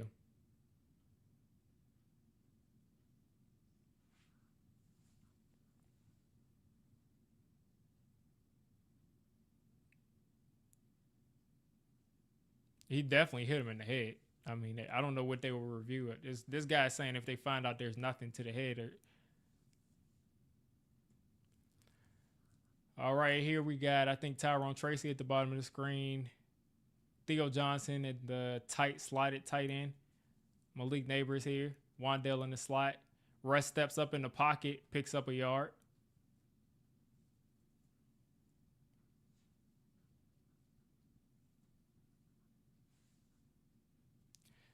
Man. All right, inside the 20 here. We're going to have to start taking some shots at the end zone with 3 minutes and 20-something seconds left. Shot in the end zone. Theo Johnson with a nice catch. Oh, that's Bellinger. Bellinger with a nice catch, man. Happy to see Daniel Bellinger make that catch. Let's move. Got to get in the end zone here. Got to probably throw it in because we don't have time for the clock to drip down. So they're staying 4 wide, running back in the backfield. I think that's Singletary. Russ is going to have to get rid of it, and he does.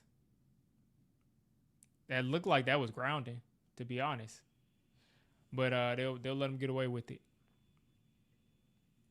It's been more forced out of the pocket than on top of play calling. I'm no Russ fan, but let's be real. The O-line has been the issue, and the play calling, Slayton and Neighbors, no touchdowns. The O-line has been a problem, for sure.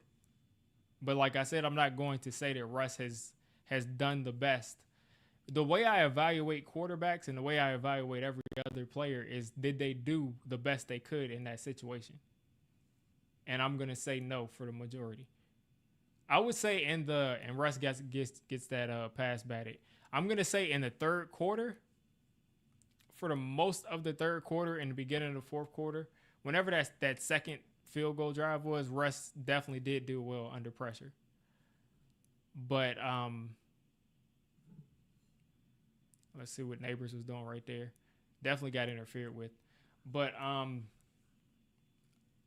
it is what it is, man. I just feel like he could have played better in this situation. Not saying that the line consistently gave him a clean pocket.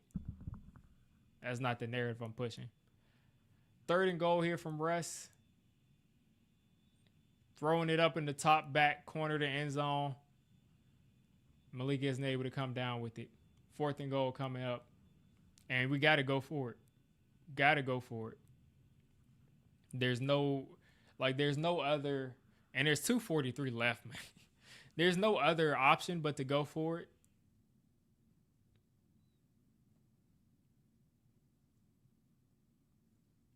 Yeah, I mean, it might be.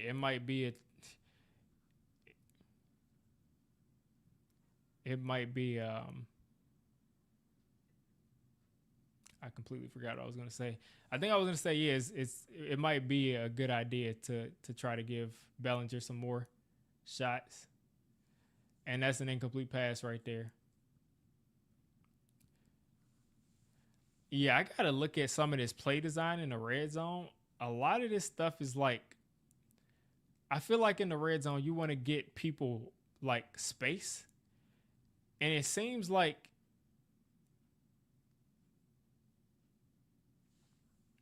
yeah, it seems like there's like too much crowd. There's too much of a crowd there in the end zone. Of course, they're playing zone coverage, so they want it to be a crowd in the end zone. But I feel like the way that the line is playing right now, you don't want to wait for one of these three routes in the middle of the field to develop. You don't want to have to wait for that.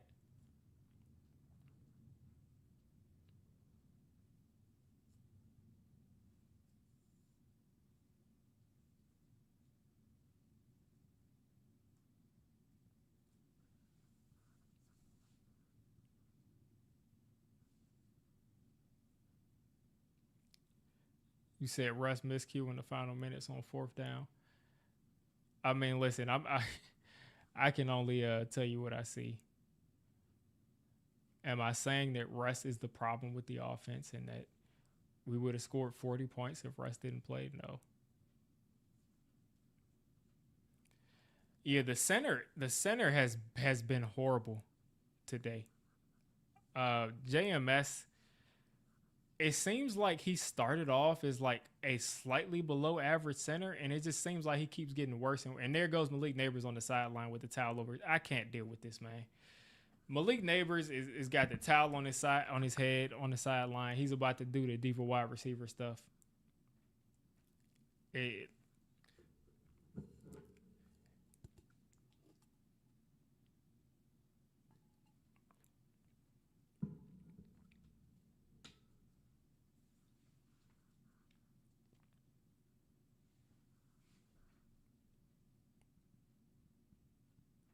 like I said, there's nuance. The line has been bad, and Russ has been bad at times where the line wasn't bad. There's more than one play in the NFL. And there you go, Krosky Merritt. He's about to house that.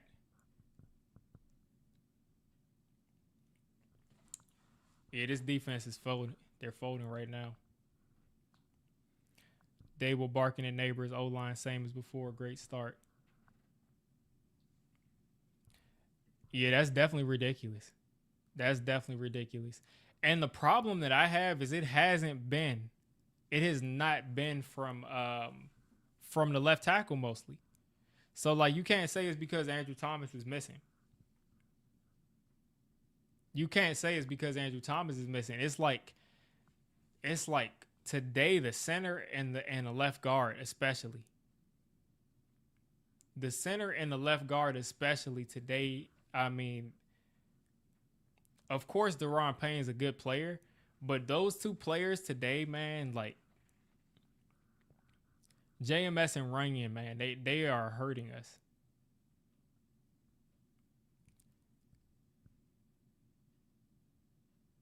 Oh no, you just did not get stiff armed for 8 yards. Yeah, if they're gonna play like this, I don't want Dart in the game. If Andrew Thomas comes back and looks like and that fixes the rest of the line, then let's explore that. But if they're going to be doing that, no point. Besides, like maybe you give him a drive, like that's not gonna really destroy his confidence.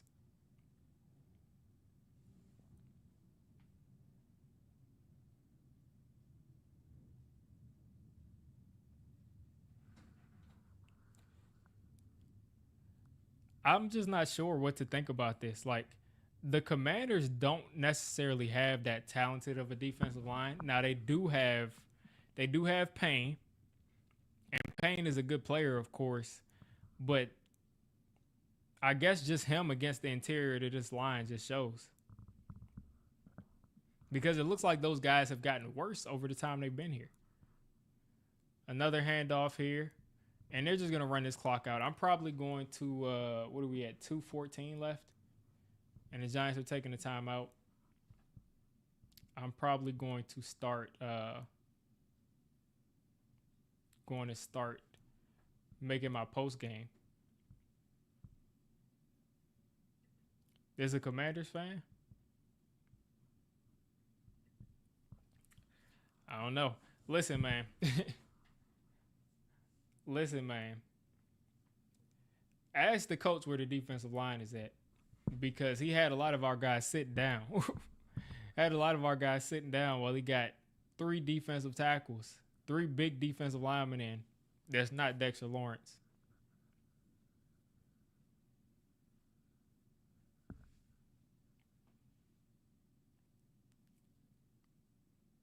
Yeah, they can't run block either.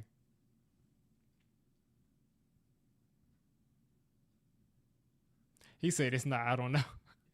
No, I said ask our defensive coordinator. That's where they was. Ask the defensive coordinator. You see, we got 3 sacks. But I said pregame, I said that's not going to be a cakewalk to get there, because you got Tunsil, you got Connolly, so it's not necessarily like, I thought Dex was finna show up though. I thought Dex was really about to show up, but I don't know what's going on there. He got a baby on the way, so I'm not sure what happened there. But those D linemen behind Dex, man, they gotta go. Like, we have got to finally get somebody that is good behind Dex, because they just are such a liability in the pass rush and in the run game. I don't even understand why you would go heavy at this point. That's what I'm saying. Dex is waiting on his baby to be born, so I don't know if that's why he disappeared. But, he just got doubled, and a double usually does nothing to him. Like, even against the Eagles, he wasn't getting shut down like that against Kelsey and his, Kelsey when he was doing his thing.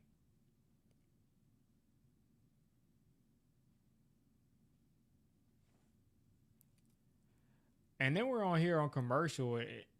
I'm watching, like I said, some stream where it's some British channel, and they're showing how. I'm not sure if they're on commercial in the actual game. Okay, yeah, they're at the 2-minute conversion, 2-minute warning. But yeah, man, listen, KT is showing up. He's doing what he can do. He's your third edge rusher. They're gonna have to find that out, that he's your third edge. He's the guy that you rotate in after Abdul Carter and Brian Burns is out there.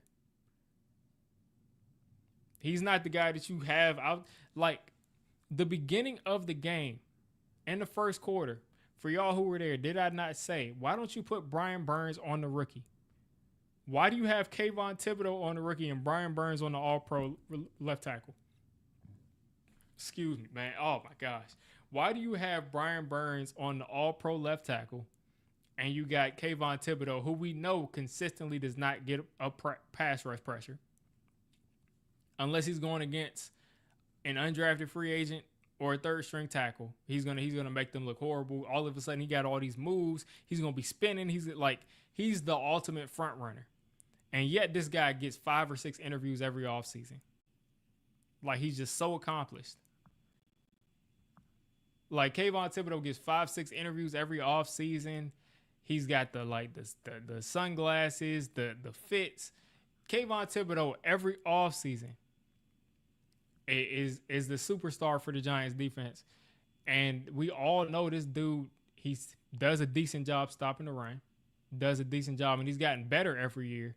But as far as rushing the passer, he should have been over Laramie Tunsil, because I think Kayvon Thibodeau over Laramie Tunsil is a good matchup.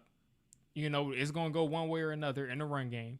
And for the pass game, he's going to be neutralized. But guess what? You know who else is going to be neutralized? 99% of everybody else that's over Laramie Tunsil. 99% of everybody else. Now, the right tackle, the rookie, who I think is going to be a good player, Brian Burns should have been lined up over this dude from snap one. Abdul Carter, Brian Burns should have been rotating there from snap one. And they're kneeling it out. It looks like we got a minute 11 left. And it looks like the game is pretty much over here on my phone. So, as always, just like whatever other year, I'm going to go ahead and hit record here. And I'm going to record my post game. And, as always, if I see some stuff going on in the chat, I will address the chat. I know it's probably about to be some Commanders fans jumping in. Y'all let the Commanders fans know that, I'm recording my post game. So that I know they're going to be like, you ignoring me. It's not, I'm from DC. I know how Commanders fans are. I know how they get down. Anyway, I'm going to go ahead and hit this start recording button. And, we're going to jump in and see what's going on after. All right, what's going on YouTube? Diggy546.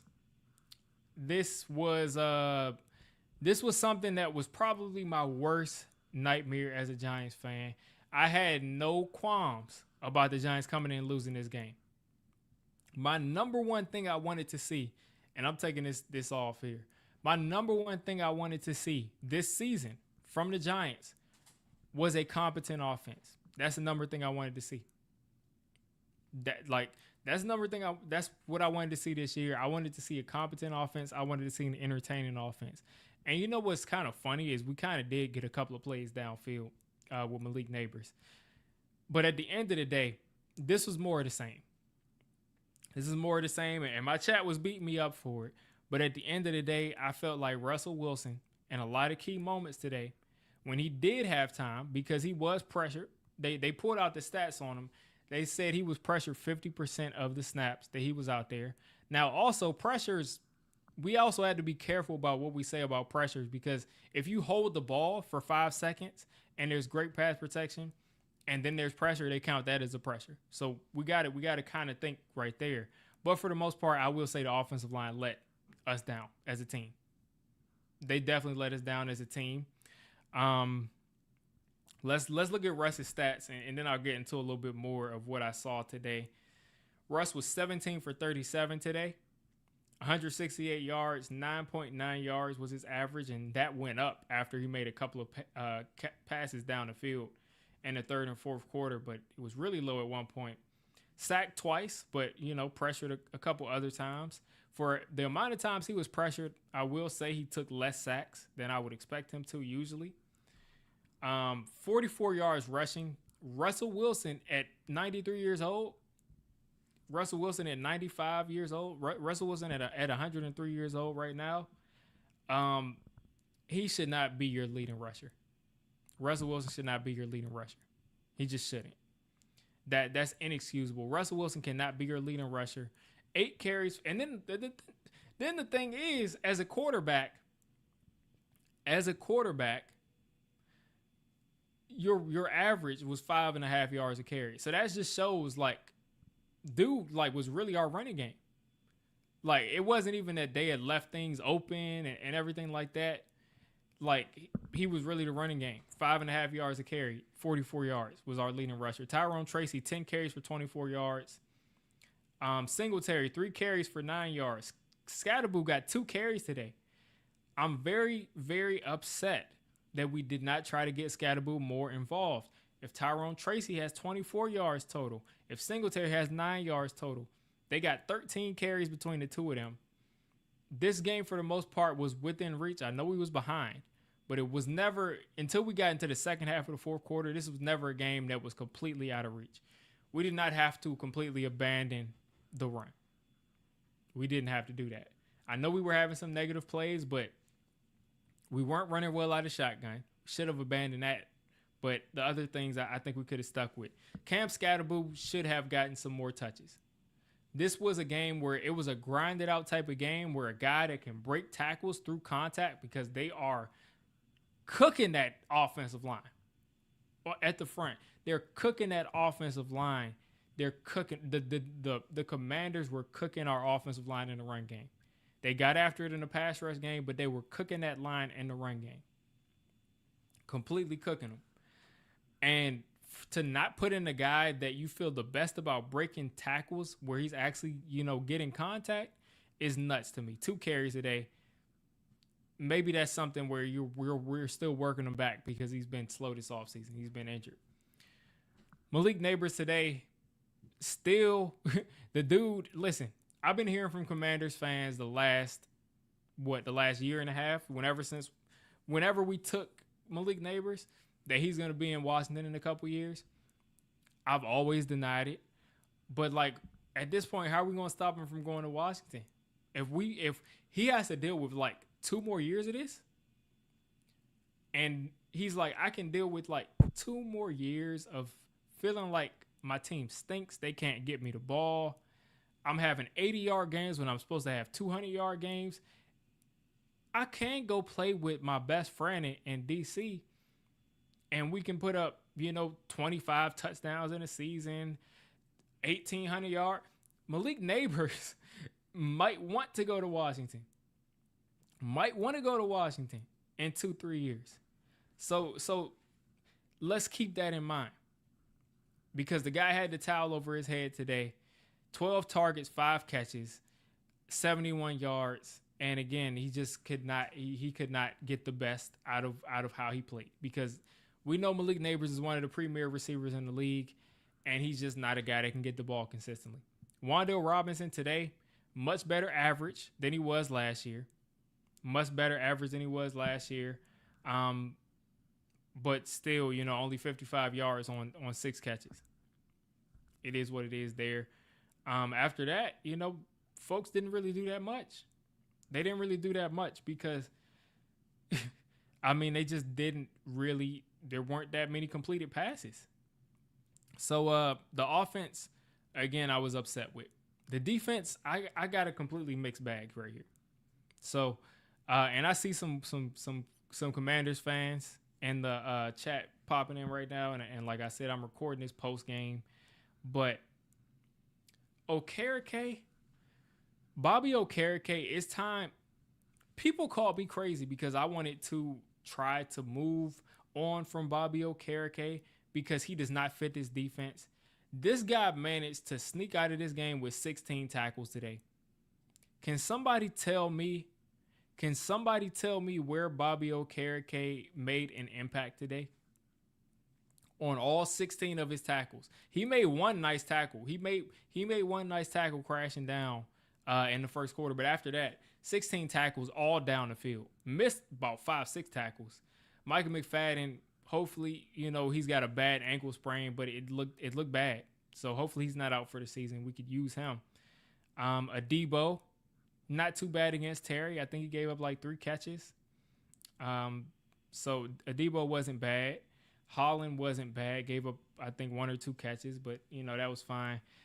The problem was with Cordell Flott. Crashed down, didn't keep contained on one of the touchdown runs they had. Gave up some catches. The zone was just so loose with Bobby Okereke and Darius Muasau in the middle of the field. Way too loose. And, it is what it is there. In this defense, they continue to play loose coverage in this defense, and they wonder why the zone is wide open. It's wide open. The defensive line. That defensive line that we talked about all offseason, they didn't show up the way they were supposed to show up. They got 3 sacks. I said we would get 4. They got 3. So they got the 3 sacks. But at the end of the day, did they make a consistent impact? No, they didn't make a consistent impact. And I'm sitting here watching some British channel, some stream where it's some British channel, and they're showing OC and Jason Pierre-Paul. How funny. They're showing all these guys making plays back in 2011. But at the end of the day, Raheem Nunez-Roches, I'm not calling him Nacho no more. Raheem Nunez-Roches, Elijah Garcia, because our 3rd round pick couldn't get a jersey today. Darius Alexander couldn't get a jersey. Is Darius Alexander so bad that he can't play better than these people? Is that what's going on? Is Darius Alexander so bad he can't play better than this? Roy Robertson Harris didn't do as much as what I thought he would do, but also didn't play much. I saw a lot of DJ Davidson and Nunez Roches and Eli Garcia getting pushed around. And I mean, they just got pushed around, and they always get pushed around in the run game, in the pass game. They don't get pressure. Now, I said this in the first quarter. This is why Shane Bowen should have been moved on from last year, because you give Shane Bowen all this talent on defense. You give him all this talent on defense, and the dude is scheming up how to use these players in the preseason and goes away from that in the regular season. Laramie Tunsil is an all-pro left tackle. We all know who Laramie Tunsil is. Giants fans, we wanted Laramie Tunsil, and the dude was caught up in the bathroom. You know, his stepdad leaked the video of him smoking, and he fell down, and we didn't draft him because we like high character guys. Anyway, Laramie Tunsil at left tackle is an all-pro. He's not letting nobody touch the quarterback. Like, he's not allowing it. He's not going for none of that. Laramie Tunsil is that guy at left tackle. Can somebody tell me why we putting our best edge rusher? You don't have to play fair in the NFL. You don't have to play fair in the NFL. Why are you putting your best edge rusher on Laramie Tunsil? Giants fans, that's like them putting their best edge rusher on Andrew Thomas. Put your best edge rusher on the lesser of the two tackles. It took him a whole quarter and then another quarter to consistently do it. And as soon as he put Brian Burns over on that side over top of the rookie, who I think is going to be a good player, as soon as he put Brian Burns over top of the rookie on that side, Brian Burns gets 2 sacks. Then Brian Burns, of course, in pure Giants fashion, anytime we have a strength, guys are going to start to get hurt. So Brian Burns is limping to the sideline, and then, you know, he's not out there as consistently as he was earlier, and he's not doing the same thing he was consistently. So, you know, the pass rush slows down a little bit. There's a ton of 3rd and longs where you got in Raheem Nunez Roches. Why is he in the game on 3rd down? Why is he in the game on 3rd down? Why is Eli Garcia in the game on 3rd and long? Can you tell me that? Why? You had the whole plan. You worked it out. Shane Bowen, do you remember? You had Kayvon Thibodeau on one side. You had Brian Burns on the other side. You were going to put Dex in the middle, and you were going to put Abdul Carter beside Dex blitzing. What did we decide to do today, which I said I didn't want to do, but we still did? We put Abdul Carter right in that spot as if he was going to come after the quarterback, but he sat there and he spied, and he just dropped back. That's the great way to use Abdul Carter. Great way to use Abdul Carter is to just put him in the middle of the field and just have him spy and not rushing the passer. We drafted Abdul Carter at 3 so he can spy Jaden Daniels. That's what we took him for. Do you really think that Abdul Carter, yes, he's a linebacker at the end of the day, but he's also, we've drafted him to rush the passer. You think Abdul Carter is going to be the difference between Jaden Daniels picking up a first down or not? Like, Jaden Daniels is going to, he should have been rushing the passer on every 3rd down. Every 3rd down, he should have been rushing the passer. So, you know, it is what it is right there. The Shane Bowen, man, he's I can't see Shane Bowen staying here for long with all this talent on the defensive line. They're going to get their sacks. Like I said, they got 3 today. They're going to get their sacks for sure, but they're not going to get a consistent rush if he continues to deploy them like this. And that zone defense is just way too soft. They had guys open all day long, and of course JD is going to hit them every time. And they had some drops. JD overthrew Terry McLaurin for a touchdown. This should have been like a 28-6 type of game. He overthrew Terry McLaurin. You had a drop by Zach Ertz on 3rd down. So, you know, they And listen, somebody's saying in the chat here, I think a Washington fan, why do we have Abdul Carter rushing the passer from the middle of the O line? Because he does it well.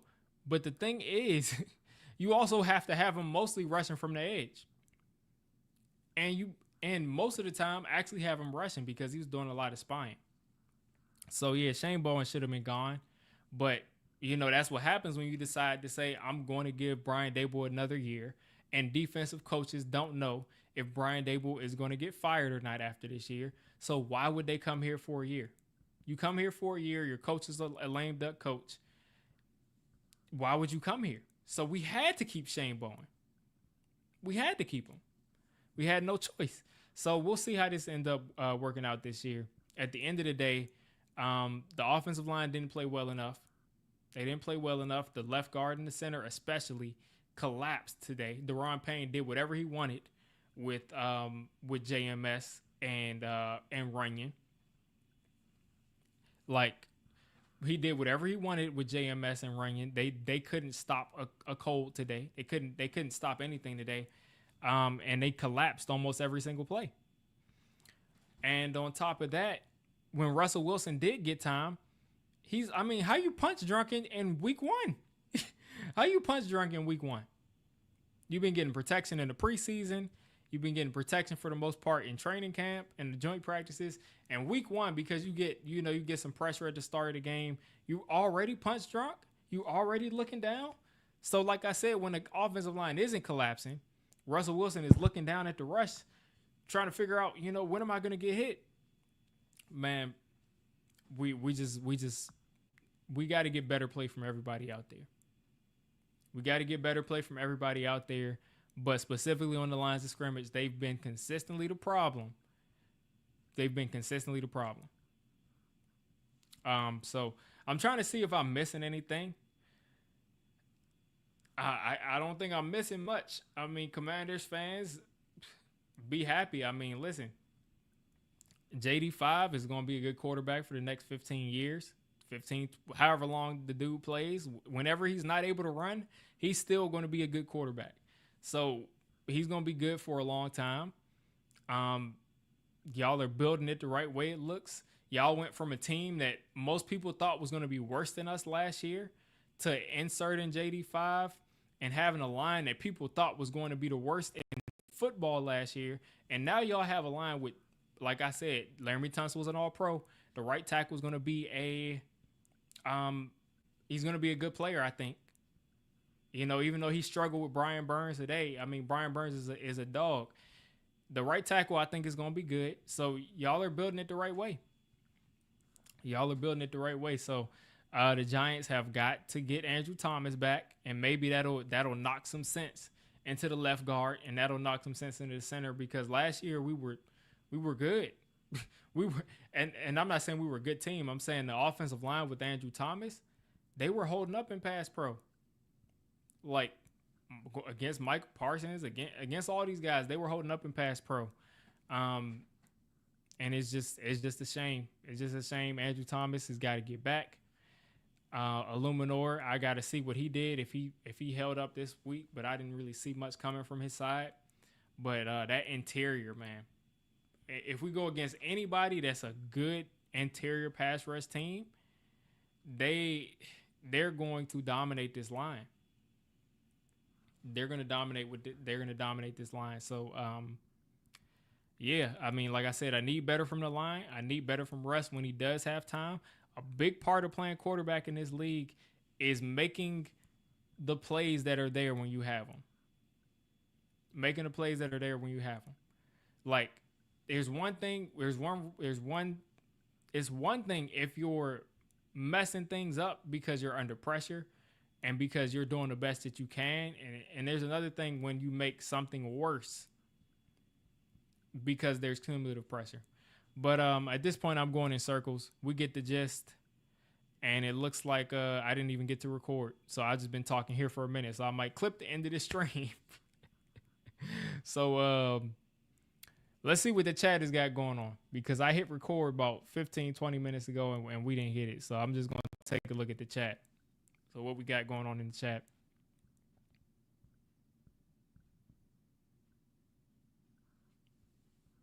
Let's see. Yeah, I mean, that's going to be the debate this week. A lot of people are going to be calling for Jackson Dart. A lot of people are going to be saying that, what could Russ have done? Any quarterback in the league would have been bad with this line. It's going to be when you have a bad offensive line, the discourse on your quarterback is going to be a mess. Like, it's going to be a mess. I feel you, man. Like, listen, like I said, I grew up in DC. It was always more fun when every team was a good team. It was always the most fun when Joe Gibbs was there and y'all had a couple solid teams. Listen, it's always more fun when the division is good. I wanted this game. How the Cowboys showed up after they gave up Michael Parsons. The Cowboys gave up Michael Parsons, and everybody laughed at them. And they went out there against the defending Super Bowl champions. They didn't have Jalen Carter, but they went out there against the defending champions and put up a game. Why? I want it today to be another game where people say, okay, like the NFC East is tough. Like they're going to beat each other up. But at the end of the day, the NFC East is a tough out. Like I wanted to see another game, another good game where it's like, okay, it could go either way. When the Giants used to go back and forth with the Cowboys, Eli and Tony Romo, where Romo will pull it out at the end or Eli will pull it out at the end. Like I wanted to see competition. Like the Giants this year, we're playing with house money. If you're a Giants fan that likes Daboll, all you need is 4 or 5 good games from Jackson Dart or promising games from Jackson Dart. And you're going to be out there with him next year with Daboll. So at this point, I'm just looking at the chat. At this point, and that's what I said. If I was like a Jackson Dart hater or as a Giants fan or a fan of another team, I'd be calling them that all day.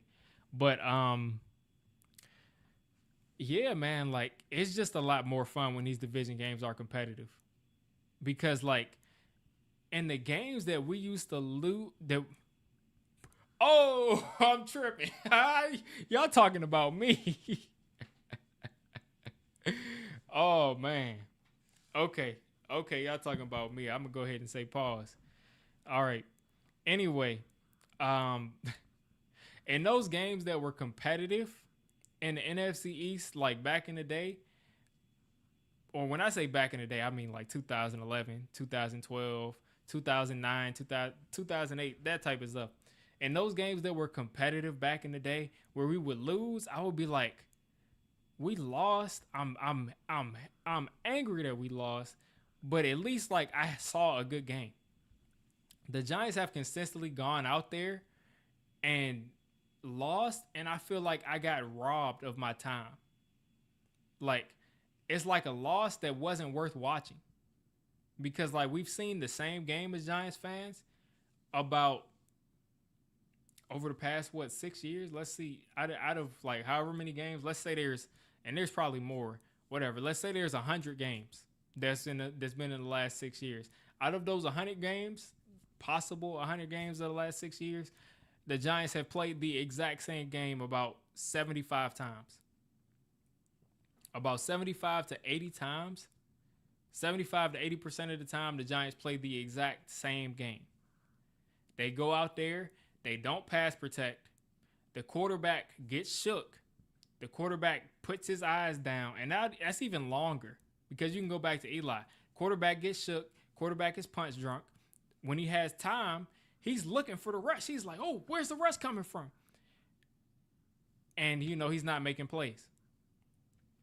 Other side, the defense has one strength or something that they do well. This year, it seems like we're going to get a lot of sacks. We might be giving up 30 points, but we're still going to give up a lot of sacks. In past years, it's been that the Giants completely shut down the run, but they gave up the pass. There's always something that makes you feel a little good about the defense, but other than that, they're a sieve. In every crucial moment, they're going to give something up. And every 3rd and long and every 2nd and long, you get a long sack, that team is going to throw a screen. They're going to miss about 4 or 5 tackles, and you're going to get They're going to miss about 4 or 5 tackles, and you're going to be giving up a first down. Like, it happens like clockwork. It's been the same game. So it's like, it's one thing if like I lose and it was a good game.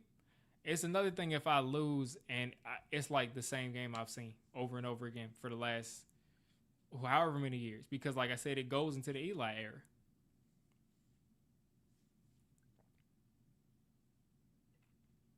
It's not fair, but you know, I got to judge the quarterback. I mean, I got to.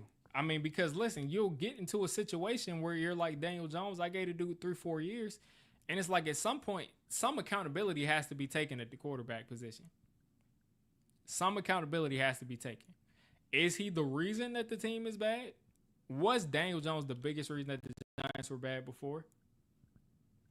What you just saw right out there, I can't give you an answer to that because what you just saw right out there, didn't that look like what we saw last year with Daniel Jones and with Drew Lock and with Tyrod Taylor and with Tommy DeVito? Didn't that look very familiar? So can we say Daniel Jones is the problem? Can we? But was Daniel Jones the solution? No. No, he wasn't the solution. He definitely wasn't the solution.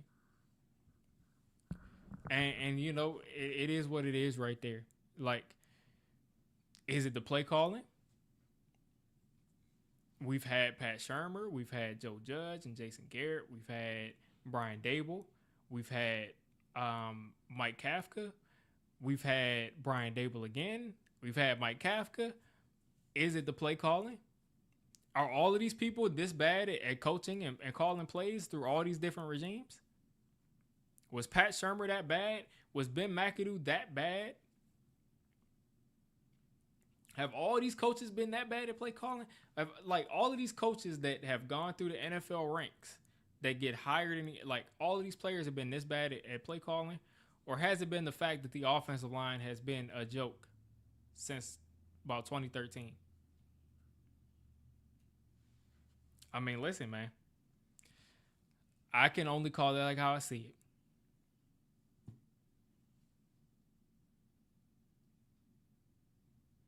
And I will say, listen, the said we spent so much time blaming them. Listen, man. I felt we needed an upgraded quarterback, and I still feel the same way. Because I'm more thinking like once they get all of this stuff figured out with Daniel Jones, once they get the offensive line right, once they get him the receivers that he needs, is he going to be the guy that's going to take us to a Super Bowl? I didn't think so. But we'll see, man. We'll see. If he continues to play like how he played today, behind a great offensive line and a bunch of great receivers, then, you know, it is what it is. He'll look like a good player. The Giants will look goofy again. But, like, if we could pull up the weights of the offensive line, like, let's pull up the weights, the weight. Let's pull up the weight of the offensive line. And this is why people were really excited about Evan Neal possibly playing, because it's literally just physics at this point. So let's look at the offensive line. John Michael Schmitz, they got him listed at 320. There's no way. There's no way on God's green earth that John Michael Schmitz is 320. There's no way. There's zero chance that John Michael Schmitz is 320. He came in at 290 something. You think this dude is 30 pounds heavier than he was when he got in the league? Like, you think this dude is 30 pounds heavier than he was when he got in the league? Absolutely not. Let's look at the rest of the offensive line here that started today. James Hudson, 313. A little bit light, right? Ruben Studdard. I'm not saying I want Evan Neal out there. I said that's why people were excited. I didn't say that, man. Don't get it. Hey, listen, don't get that mixed up. I'm not saying I wanted him out there because that would have been even worse. Let's see. Let's see what we got. We got here. I'm trying to pull up all of the weights of the offensive linemen we got out here. Marcus Bowe is going to be another light guy at tackle. James Hudson 313, Illuminor 338, big dude over there. Why are they not showing me the guards? Okay, here we go. Runyon. Runyon is 307. Greg Van Roten is 295. And then, like I said, JMS, they're trying to say the dude is 320, but there's no way. So I think all of these guys are right around 300 pounds, which shows why they can't get a push. It shows why they can't get a push. It's because they're all around 300 pounds or under. Like, it's very easy to see why they can't move anybody, because they're little. And that's me saying that they're little, but you all get what I'm saying. Like, they're little compared to some other lines in the league. Those guys are little, and they're not technically sound. Greg Van Roten is the best out of those three linemen.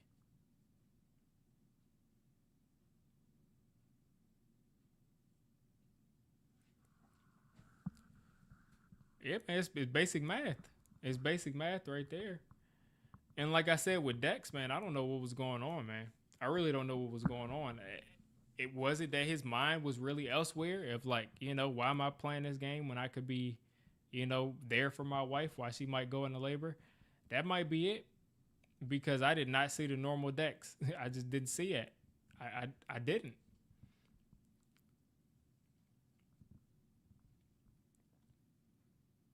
Because if we get a guy who's just a good player, that's Dex, I mean, and this defensive line isn't what it can be.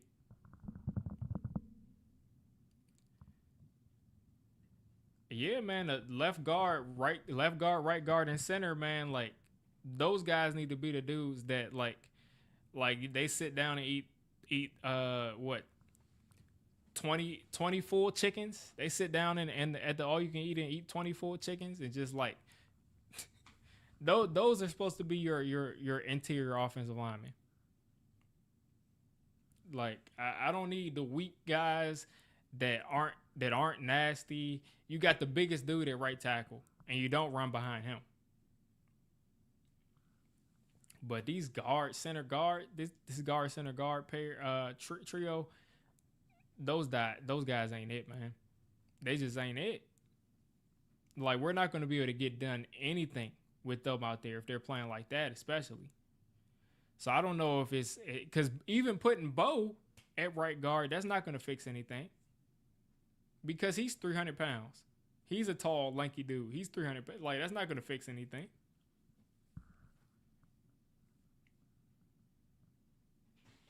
Yeah, Dex was definitely waiting on that phone call. I really think so. Let's see. O-line ain't mad. O-line mad ain't no one buy them iPads, TVs, or desktops like the other quarterbacks do. Did they earn it? Did they earn it? Did they earn a sampler at Olive Garden?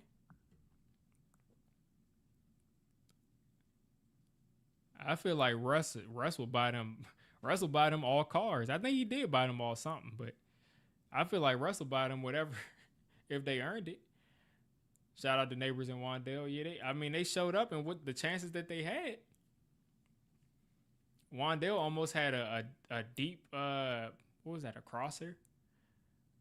Or he dropped it, but he almost had a nice catch over the shoulder. Look, and then we got a guy like Azudu, who I'm like, maybe Azudu could come in and make a spark. And Josh Azudu, meanwhile, is the nicest dude on the planet. Like, Josh Azudu is like one of the nicest people that you'll ever meet. Like, Josh Azudu looks like the cutest kid. Like, the dude is so nice. Look at him. Like, this is who you have to worry about when you playing for the Giants. When you planning to play against the Giants, you run into dudes like this. That's the dude that got Daniel Jones' neck snapped up and then was in the locker room crying about it. Like, this is like, that's the reinforcements we got coming. That's the reinforcements we got coming. Like, James Hudson is a dog, but he's a tackle. And he's not really that good. And even then, he didn't give up much pressure. It was the interior. We got guys that you want to marry your daughter on the offensive line. I want people who just like I want people who they think are bad people. Like I want people who like consistently, if you talk to their 5 closest friends and family, they be like, he's one of the nastiest, disgusting people I've ever known. I want them people playing on the offensive line. Like sometimes you need a guy that got caught with the gas mask on the offensive line. The Commanders got one. Sometimes you need that dude on the line. I don't want offensive linemen that look good in suits. Like I need dogs out there. No exotic blitzes. Nobody's on the line of scrimmage. Just vanilla. Yeah. I mean, like you're sitting back there. You got Abdul Carter, like I said, spying on most third downs, and you got Kayvon Thibodeau against. You got Kayvon Thibodeau matched up on Laramie Tunsil, and you got what's the name, Golston against the rookie. You're literally giving them all the matchups they want. Thibodeau against Tunsil, I mean, that's like a yawn. That's like a snooze fest. Like Tunsil was chilling. Like I got Thibodeau. And then Golston against most any tackle that's at least solid is not going to be getting pressure.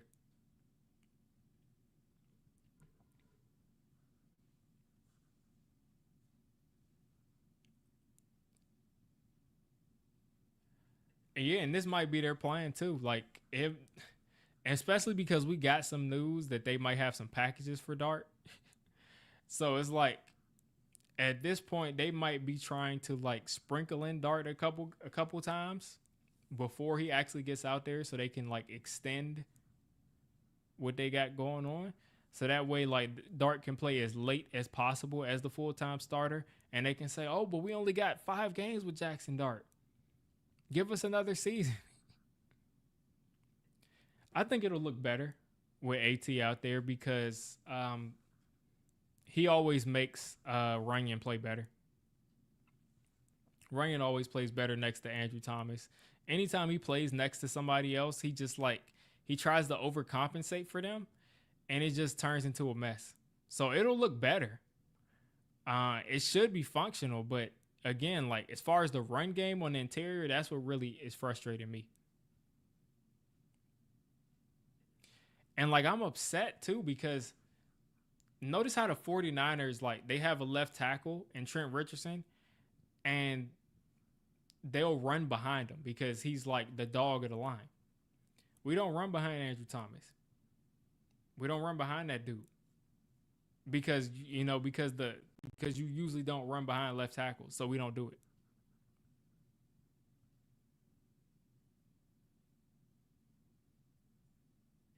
Yeah, that's what I'm expecting. And Neighbors is got the towel over his head. I already know where this is going. I already know where this is going. But yeah, like I said, I tried to record this post game. We ran into some technical difficulties. I think I'm probably gonna reshoot this, and you all try to enjoy the rest of the games this weekend. I mean, I was really hoping that these folks will come out here and do something different than what we've seen, but it's like it is what it is. So I'm gonna go ahead and start recording this post game. Y'all have a great rest of y'all weekend. We'll get the normal stuff out this week. Some film breakdowns. The NFL is hating, so we might have to go members only for a lot of the all 22 besides the defensive line. Maybe I'll get an Abdul Carter out that'll be public on the channel. But as far as looking at Russ, they're going to flag my stuff down. The NFL is hating these days when it comes to all 22. As far as seeing the whole 22, NFL is hating. So stay tuned for that, and we'll jump out of here. And of course, we'll be back next week. Hopefully, we'll get a better result. I just want to see some entertaining football. Still haven't gotten to see it.